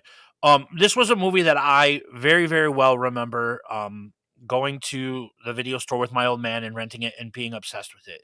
I do think that Dermot Mulroney is Dirty Steve. He was the worst part of Scream 6, just like we talked about last week. He's a terrible actor in that movie, at least. In Scream 6, not this movie. I love the shit out of this movie. I'm not a Western guy. Like, I never have been. They bored me. But this movie is not that. The cast is good. This is when Charlie Sheen was still doing serious shit. He was only, a year or a year and a half removed from Platoon. Yeah. And he got to make a movie with his brother. Like, I love this movie. I love the sequel. And I not my style at all, but the Bon Jovi song from Young Guns 2 is fucking fantastic. These movies are fun. They should have, they should get more love when talked about like that genre. Yeah, and before we go to Johnny, like you talk about music, Casey Siemaszko's Charlie Broad's lecture in here, Regulators. You gotta be handy with the steel. Was using Warren G song. Regulators. Can't be any geek off the street if you know what I mean. Yeah, so that was his. That's where this is where that soundbite comes from. Is from this movie. Johnny, have you seen this one? Nope. I have not. I mean, I love all these actors. I mean, obviously, this is one of the other movies I was thinking of was Men at Work when talking about the Estevez brothers and all that. But Men at Work. Yeah, but I haven't watched this movie again. Another movie that I am familiar with, just never got around to. I don't know why, because I do like most of all those actors. Like all those actors are just I mean, they're great. They've been in great movies.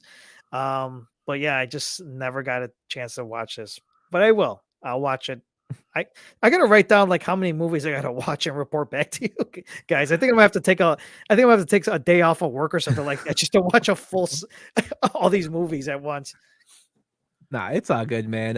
Well, another thing too, why we do this is to get people like aware of movies that maybe they haven't Yeah. heard of. So funny thing about this, Will, is there's actually an appearance by a very famous actor in this movie. You know who? No, I'm not even gonna pretend like I do. He was in probably one of our favorite movies that we did a screen showing at a theater last year.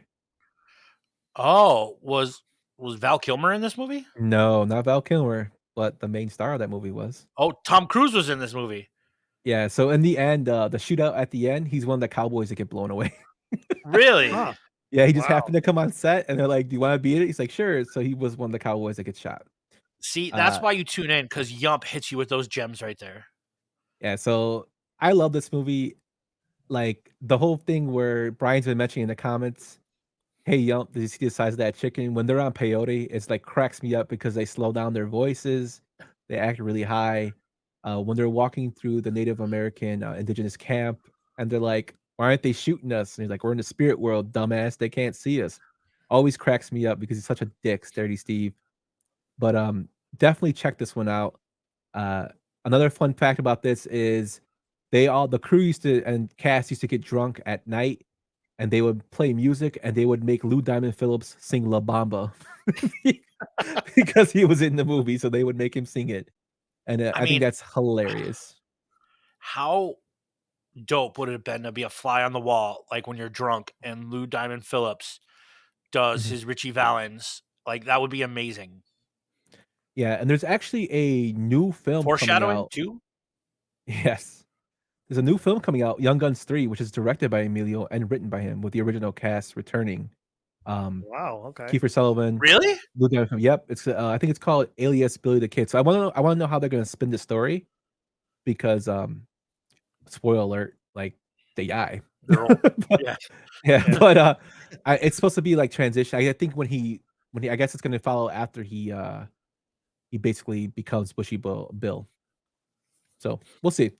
But yeah, if you haven't seen this one, check it out. Johnny, I think you'll like this movie. The opening scene is probably like one of my favorite in movie history. And it's just them standing up on a hill, shooting at the screen with their revolvers, which I think is pretty cool in Good, black and white. All right. good flick. Yeah, definitely check this one out. But let's go into our next one. He wanted to be a member of the most powerful clique in school. If I wasn't already the head of it, I'd want the same thing. 1989's Heathers, directed by Michael Lehman, who also directed Hudson Hawk, Airheads, My Giant, 40 Days, and 40 Nights was another one of his. The stars are Winona Ryder, Christian Slater, Shannon Doherty, and Lisa Ann Falk.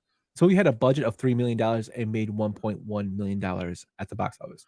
Now, Swole, we did talk about this movie in our 80s draft, but it was at the end, so we were kind of a little tired from it. I think you should give this movie its due and tell us why it's a cult classic to you. I think like,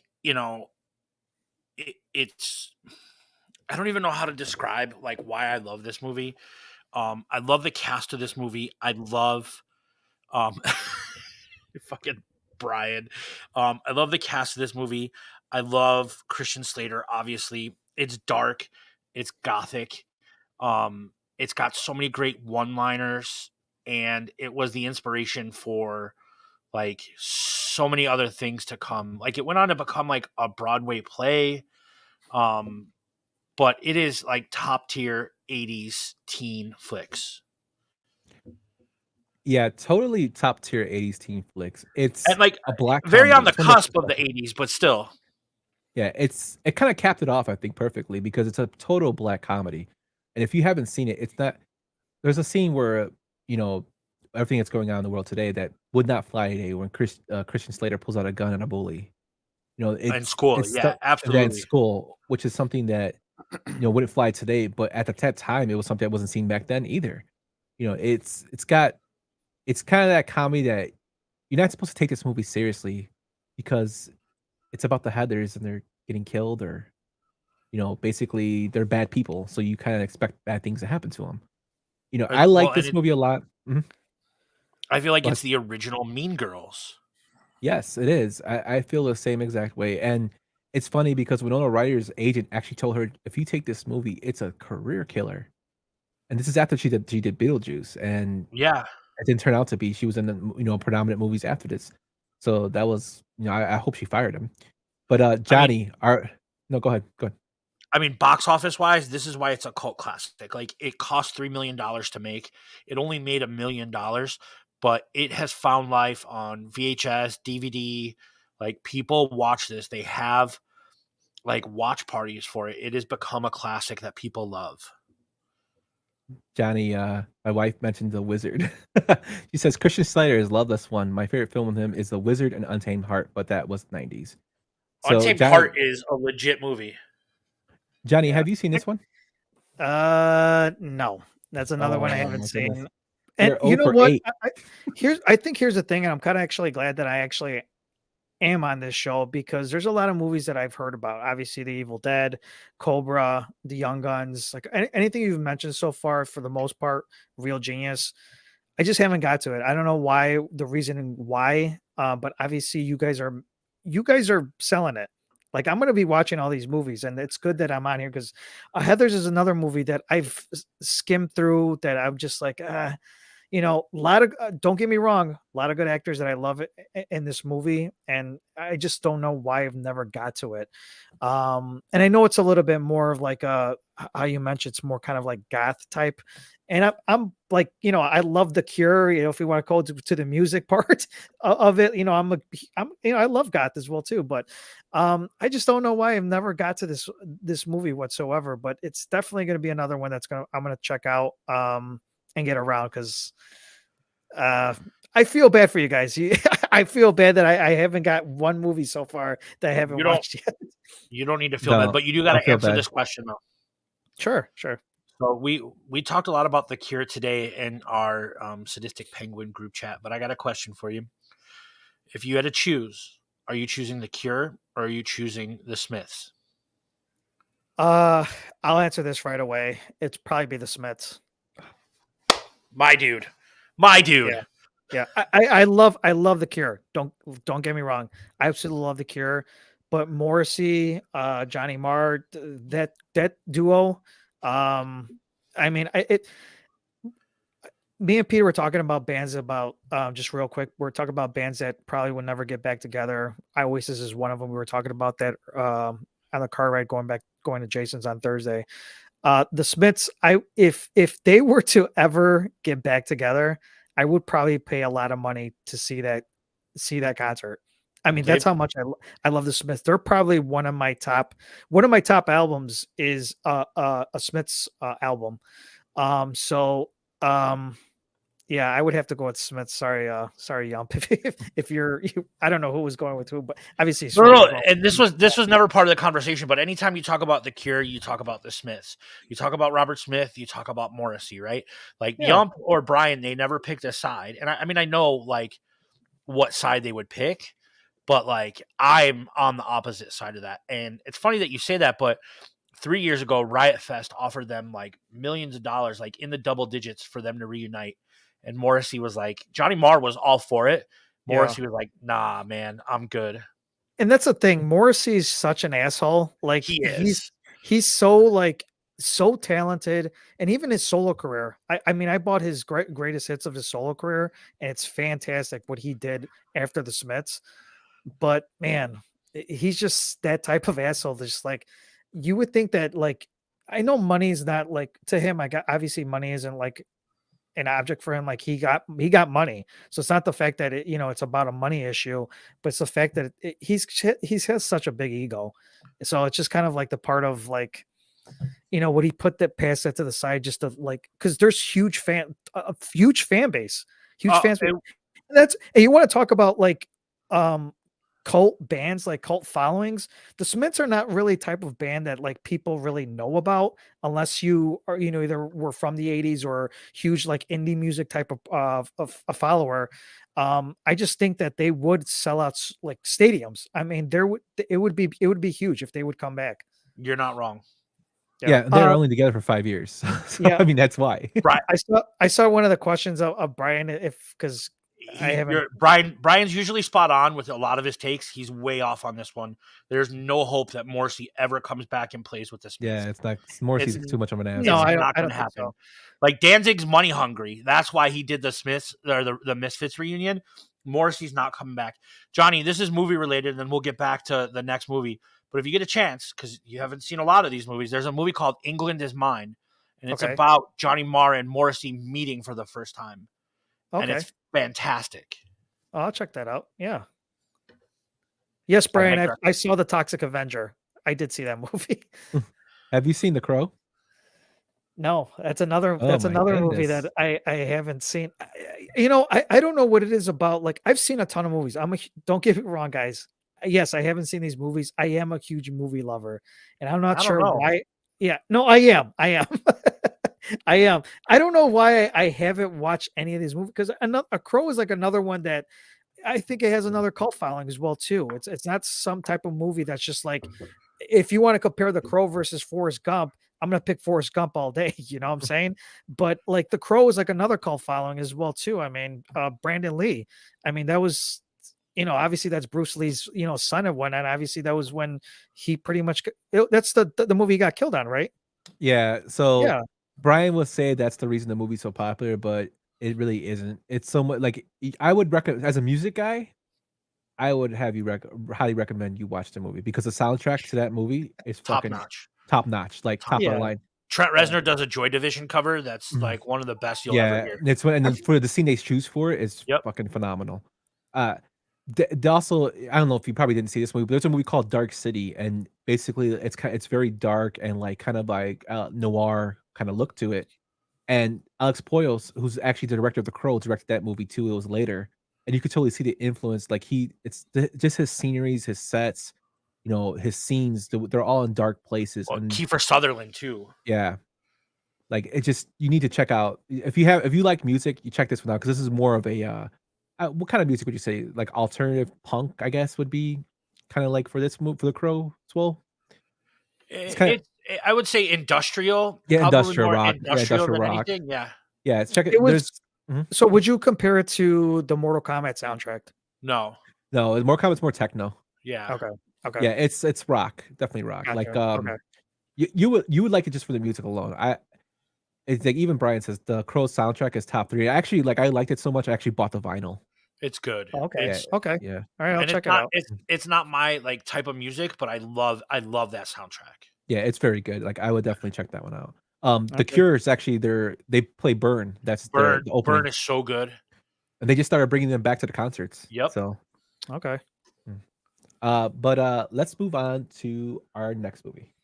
Wait a minute. I'm a reasonable guy, but I've just experienced some very unreasonable things. Depends on how you look at it. The hell it does. So somebody, I don't care who, tell me what is going on. The truth? I can take it. We don't know. Big Trouble in Little China, released in 1986, directed by the great John Carpenter, who was known for Halloween, The Fog, They Live, and Escape from New York. The movie stars Kurt Russell, Kim Cattrall, Dennis Dunn, Victor Wong, and James Hong. It had a budget of $19 million and made a box office of $11.1 million. So I'm just going to address the elephant in the room. You knew I was going to mention Big Trouble in Little China any chance I get when we talk about the fucking 80s. This is my second favorite movie of all time. I love everything about this movie. It might not have aged greatly in the year 2023, the year of our Lord, but it's still one of my favorites. I love the fact that James Hong's still going strong with Everything Everywhere All at Once. Kurt Russell to me was hilarious because he broke the stereotypical Caucasian man with a Asian sidekick, when in reality he was kind of the sidekick of the movie. He played a buffoon, but a funny buffoon, and the Asian sidekick actually became the main protagonist of the movie and hero. And I thought that was hilarious. And I love the way John Carpenter had that planned because he wanted to break stereotypes, and he does not get enough credit for his movies. So Swole, tell me about Big Trouble in Little China. So I was texting with you the other day and I was rewatching this, and I haven't seen it in years because there's never been like a favorite of mine. I never disliked it or whatever, but it slipped my mind that John Carpenter did this movie, right? Soundtrack too. Yeah, well, and that's what stands out to me in this movie is the soundtrack to this movie is relentless. The music in the score is going throughout the entire movie, and it feels very frantic. And it was a really fun watch. And yeah, there's some stuff that doesn't age well, like Kim Cattrall, but like the movie is really fun. And if you are into martial arts, I think this movie's like awesome. Like I enjoyed the hell out of it when I rewatched it Saturday night to get caught up for this, and I forgot how enjoyable it was. Johnny, tell me you've seen this one. Of course, I've seen this movie. Yes. Okay. All right. Of course, and this is one of my favorite. I would say up there as far as like this type of genre movies, 80s movies of all time. Jack fucking Burton, man. I love him. I mean, exactly how you said, Yump. Just a typical, he's just that guy, the typical guy. He's truck driver, just passing along, minding his own business. All of a sudden, he stumbles upon all this shit that's been going on. And it's great. Everything about this is great. And actually, I'm gonna tell you something that that a little kind of movie type of I don't know what would you call it here, but I actually know the people who my uncle actually knows the people who started the game Mortal Kombat. Oh, Ed Boon. Yes, and And John Tobias? Tobias. Mhm. Yeah, my uncle's two friends, the one who played Kano and the one who played Johnny Cage. He grew up with them. Nice. They're both Chicago boys. Yes. So I asked him when I went to go to Midway, the gaming studio, and I asked him like, hey, just out of curiosity, because obviously I watched Big Trouble in Little China, was the guy that, was shooting all the lightning, kind of looking like Raiden. Where did you get that pretty much that influence from? Was it from this movie? And he said, yeah, absolutely. Like that's basically where Raiden came from. Which I thought was cool. Like, obviously people get influenced by different like movies, books, or whatever. And I knew it right away when I saw Raiden come out. I was like, wait a minute, that looks exactly like the guy who was shooting lightning got his hands from Big Trouble in Little China. So, great cast as well too. I mean, just everything about it from beginning to end was just awesome. And I thought, no spoiler alert, but obviously this movie's from the 80s. So if you haven't watched it by now, look at me. I haven't watched any of those other movies. So I'm part of that. But I thought they were going to come out with a sequel because I thought it towards the end of the movie when, that monster came out from the back of Jack Burns' truck, that they were going to have a second movie. And obviously it never came out. But yeah, I love this movie. I love it.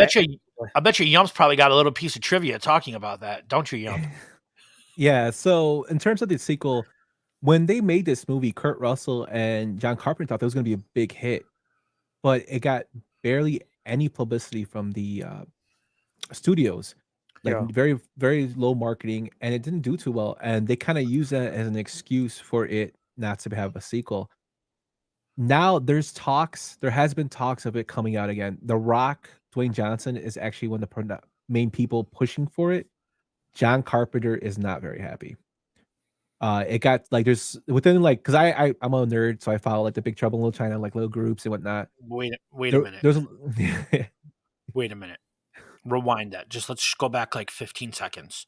John Carpenter's not happy about the possibility of a sequel to one of his movies, but he greenlit and gave his approval to do Halloween fucking Kills and Halloween Ends. He said, and I'll quote John Carpenter for those movies, "My check's clear," because he knew they were going to ruin it. For this one, he's a little bit more adamant about it because he basically said they don't know what to fucking do with the story. They're going to ruin it. And there was rumors that it was going to be a remake, a reboot, and Jack Burton was going to be played by The Rock, which I think is a fucking horrible choice. There was so much backlash against that. The Rock had to publicly say, "I'm not playing Jack Burton. We would like Kurt Russell to come back," and Kurt Russell has not accepted that invitation. So there is like, I don't know if you can make a sequel to it. I think it's just this is a standalone classic that shouldn't be remade. It's one of those movies that just can't be remade. You know, please tell me you've written fiction. No, I have not read. Yum's written Jack Burton erotica. Oh my god, I love Jack Burton. Jack Burton's like, he's my guy, man. I just love everything about this movie. I mean, Swole, you bought me the laser disc that I have on my wall. Like, I am know a you love this huge movie, fan. man. That was And cool. fan. Yeah. yeah.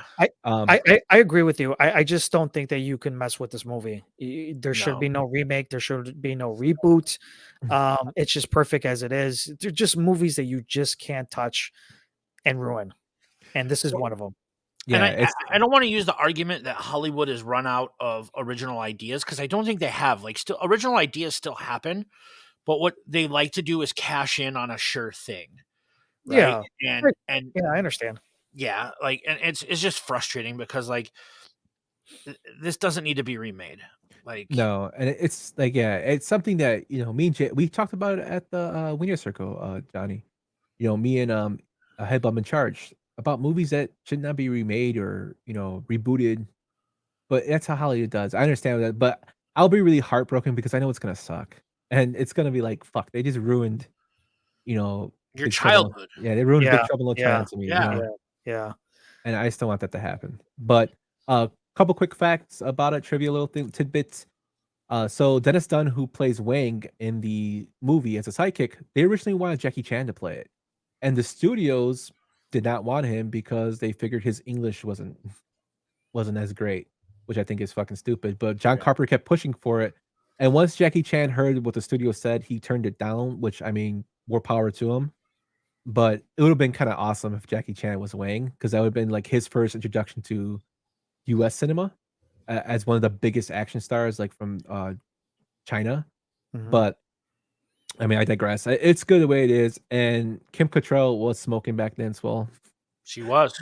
Both of them. The both of them that yes, both of them. were. Yeah, I thought both of them were super hot back then, or super. Yeah, just beautiful. I mean, I don't want to say hot. They were just very beautiful back in the day. Mhm. And I Was she forgot as hot, Johnny, as the girl that worked at the Wiener Circle? No comment. Who was No, who was the other actress that was who I played the don't other one? I can't think of her name. She's only in like 2 different movies. But one thing is this movie is parody a lot. It was parodied in Ninja Turtles comics. It was parodied in video games.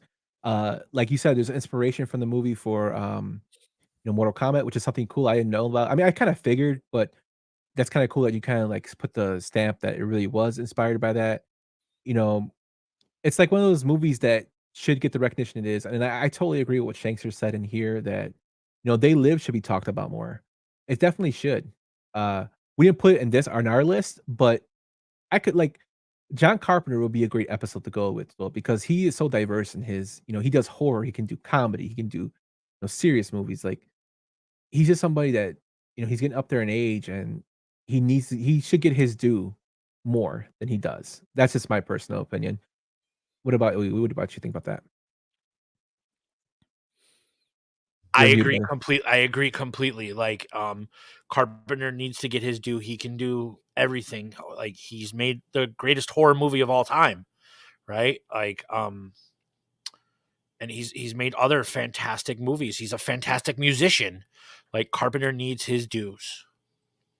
Yeah, he totally does. Another cool thing about this was they actually the lipstick scene with Kim Cattrall was not planned. It was improvised by all of them, which I thought was pretty funny. And Zach Braff went to Kate Hudson's Halloween party in 2014 dressed as Jack Burton, and he ran into Kurt Russell.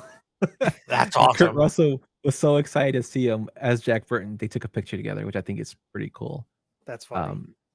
Johnny, I couldn't find her name. Suzanne Pye. Susie Pye. I'm sorry. Susie Pye is her name. The other actress who plays the girl with green eyes. But yeah, if you haven't seen this one, definitely check it out. But enough of my rambling about this movie. I knew I was going to ramble a lot. Let's move on to our final one.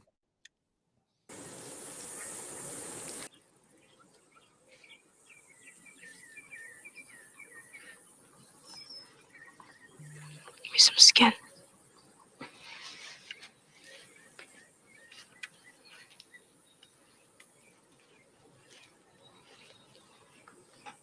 see you. Not if I see you first. 1986 Stand By Me, directed by Rob Reiner, who was also the director of Few Good Men, This Is Spinal Tap, Ghost of Mississippi, and he was also the meathead from All in the Family. This movie stars Will Wheaton, River Phoenix, Kiefer Sutherland, Corey Feldman, and Jerry O'Connell. It had a budget of $8 million and a box office of $52 million. So, Swell, tell us why this is your pick for the 80s cult classics. So Rob Reiner basically took a short story from Stephen King and turned it into a full movie that is, about friendship and your buddies and, like growing up and the shit that you go through. And the casting was perfect. River Phoenix and Will Wheaton, I thought were fantastic, and when they retell the story of Lardass, and they show what the story's like. I just thought this movie was perfect. I think Rob Reiner made a perfect movie, and I don't think it gets the love it deserves. And people really love this movie though.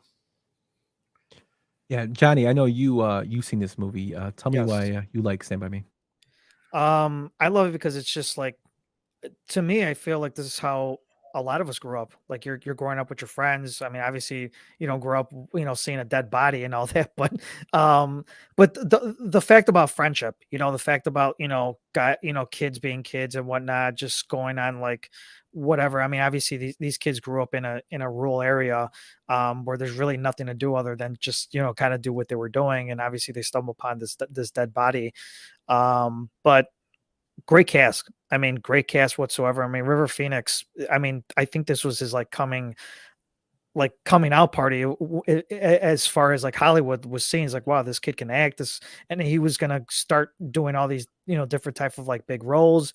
And obviously, he passed away at a young age, but, Jerry O'Connell was, a pudgy kid and whatnot. And now, when he became, older, everybody was looking at him as in a different perspective. Kiefer Sutherland, we talked about Young Guns. He was in this movie. I totally forgot that John Cusack was in this movie as well too. His brother. Yeah, but I mean, just a great cast overall from beginning to end, and just Corey Feldman. I mean, what movie wasn't he in the 80s? But obviously he was great in this movie as well too. Obviously, you mentioned Will Wheaton. I totally forgot Will Wheaton was in this movie. He's the main character. Yeah, I know. I totally forgot that he was in this movie, but he was so different and young back then that he didn't look like what he looks like now. But just overall, I just thought that this was just a great movie, great story. You just put it up as far as one of the sound bites. That's just a classic line as well too. But I love this movie. I don't. If anybody starts bad mouthing it, I don't. Tell me, where do you think this was bad whatsoever? Right. I think you hit it on the head with the cast too. And fucking Richard Dreyfuss is the narrator of the movie, right? He's Gordy as an adult, and it's just this crazy journey. I will never forget the scene of them walking across the railroad tracks and the train coming, and they got to dodge a train, and they're singing the have gun will travel is the call of a man, right? I think it's just a good fucking movie. Yeah, and the character development and character, branch out. Like, this was a Stephen King short story, like you said. It's full the body. It was they expanded upon that. The character of Teddy, Teddy was supposed to be kind of crazy in the story, and he's crazy in here. Just like the fact that Lardass, where he's like, "Well, how's it end?" He goes, "I don't know." He went home and celebrated with some cheeseburgers, and Teddy's saying, "Well, how about he goes home, shoots his dad, and joins the Texas Rangers?" Like, who the fuck thinks about this shit? Right. Teddy, it's a classic movie in terms of my childhood. I remember watching this. It has a nice story of becoming, from hanging with your friends to having life events that can change your life and make you more into a man. It also shows that sometimes people come from different places, might have a bad reputation, due to family association and whatnot, and they can be generally good people. In the case of Chris Chambers here, Right. He did steal the lunch money though. yes, he did. He's because like, of course I took it, Of course I took it. but I gave it back, and she had a brand new dress on. Like, and the revealing scene of Richard Dreyfuss as the writer, the music, and I just saw a couple tidbits about it. In terms of this story, so Ace, who was Kiefer Sutherland's character, Stephen King enjoyed what they did to this movie so much that when he wrote Needful Things, he includes references to Ace and Teddy DeChamp.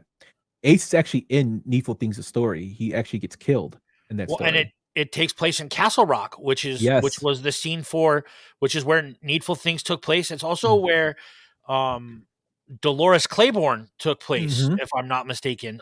Like Stephen King's another one that writes and intertwines all of his stuff. We talked about Bret Easton Ellis earlier, but Stephen King does the same thing. There's probably mentions of Derry, like somewhere in all those things. Yeah, and the Tommyknockers, when they go through by Derry, they pass through Derry.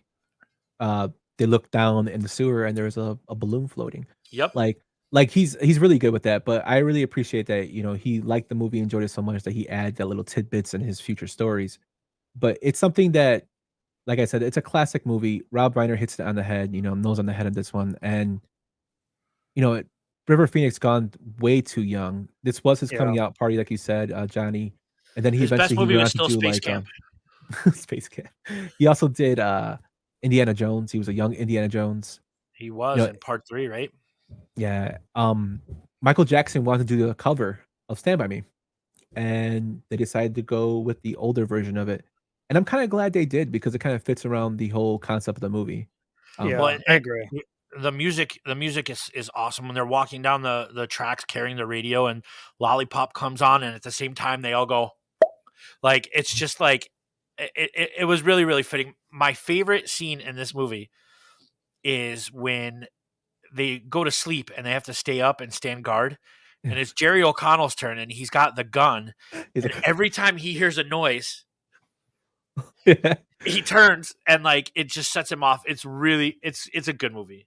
Yeah. Also, Johnny, you said Kiefer Sutherland's in this movie from Young Guns. Casey Siemaszko's in this movie as well. He plays Vern's brother. He does. Mhm. And yeah, he's from Chicago too. Yep, Chicago boy. So this is a great movie. So Johnny, we finally got 2 out of you, man. You saw the last 2 movies. So you saw 2 movies, man. So I count it as a victory, man. Save it for the best for last. Here, I got a question for you guys. Out of all the movies that I didn't watch, which one you think I should start first? Ooh, that's a good one. Depends on what are you in the mood for. You in the mood to laugh? You in the mood to like? If you want to go pure, like something that should be like, It doesn't matter. It doesn't matter. I'll go less than 0. I would say less than 0. That's probably like the best, most serious movie of all of them. Okay. I'm gonna go Real Genius, like just to like ease you in, and then less than 0. Okay. Yeah, because that's a good one. I would go less than 0, then Real Genius, because less than 0 will bring you down, and Real Genius will bring you back up. That's fair. That's a good point. Okay. But they're both very good movies. Like the last one, the last one out of the movies that we mentioned that I would watch tonight would be Repo Man, because it's just fucking weird. It's fucking out there. It's really out there, dude. Yeah, it's super out there. But I would definitely check you gotta out save those. You gotta save Evil Dead for when you come watch it with us. Yes. All right. I won't watch until you actually show it. So I'll definitely hold off on that one. But that's our 80s cult classic movies.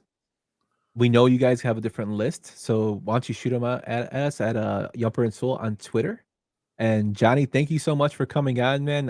It was a very enjoyable podcast, because even though you didn't see some of the movies, you did add some good tidbits and information, which I'm a big sucker for. Is always absolutely trivia. And the music talk too. Yes. You want to plug your stuff, my man? Yeah. So first of all, thank you for having me. I did enjoy it. Obviously, I wish I would have came a little bit more prepared when it comes to all these movies, and I have seen them before, but I just never got into it. But you guys sold me on it, so I'm definitely going to check it out. So I'm actually glad that I did come on here. Yes. As far as the Chicago Sports Bums, we are on every Monday at 9 p.m.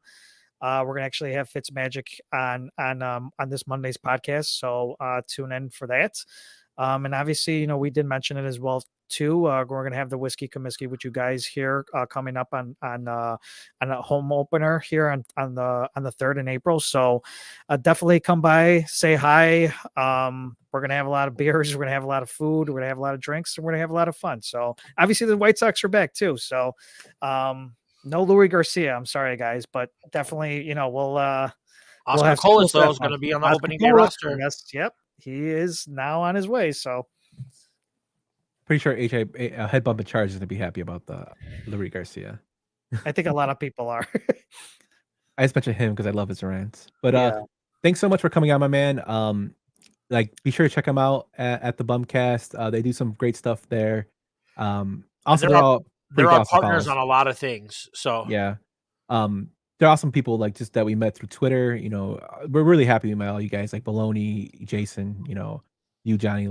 I shoot the shit with you when we're not even talking about pod. So I know Johnny longer than all you guys.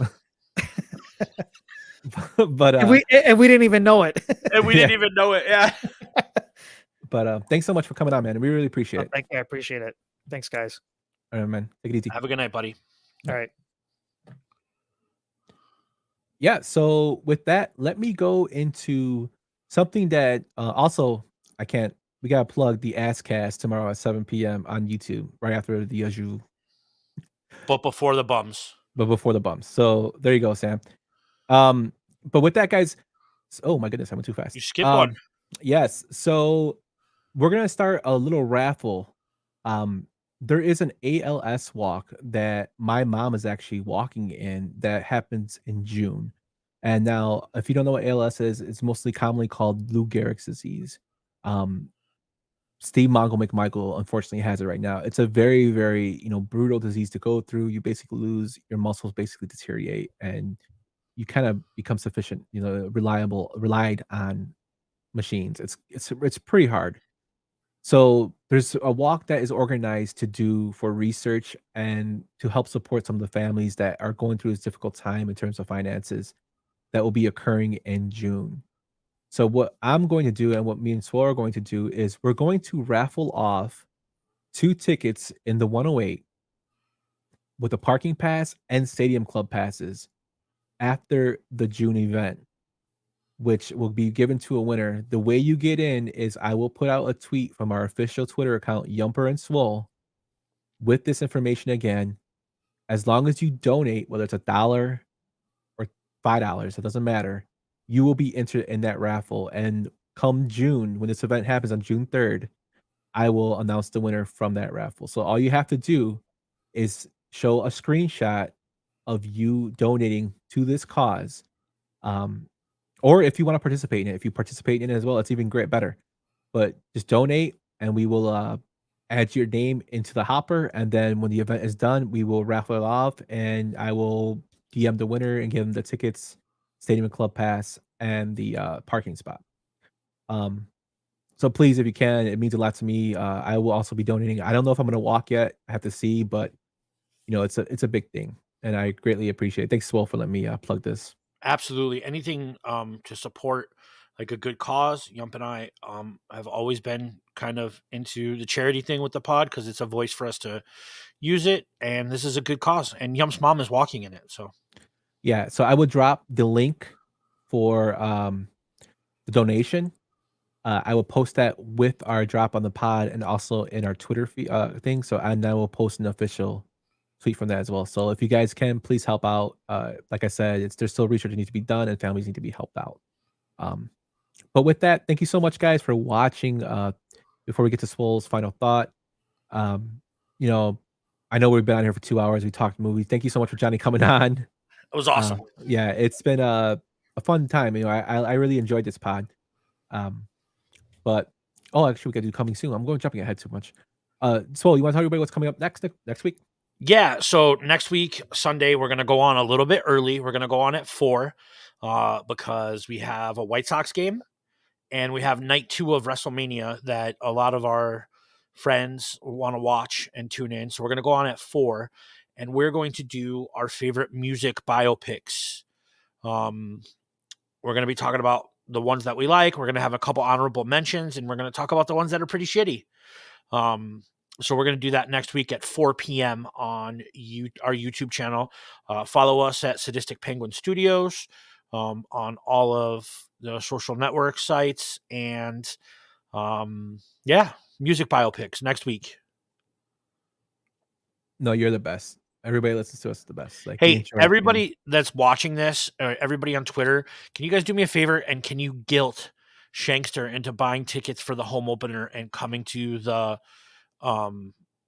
tailgate with the Shy Sports Bums and us? Shankster, Guilt you him. got to come. Also, yes, please, if you can, we're still building our community here. If you can subscribe on YouTube to our channel at Statistic Penguin Studios. We lost a lot of subs when we moved over, but we're trying to build that back up. If you can, that'd be greatly appreciated. Yep. But thank you again, everybody, for everything. Thanks for watching. Thanks for listening. I'm not going to ramble anymore, and we're going to go into Swole's final thought. So it's time for my final thought, and I just want to say a couple things here. The running joke right now is that there's millions of podcasts on White Sox Twitter, and we are grateful. We don't do this to break any ground. We're not reinventing the wheel. We do this to bullshit and have fun with our friends. So we know that we're not doing anything innovative or groundbreaking, but we really just use this as an excuse to hang out and talk with our friends about the things that we liked, whether it's, the best Chicago movies or Chicago GOAT Mount Rushmore in a draft. We like all those things. So thank you for tuning in and supporting everything that we do. Crack 'em.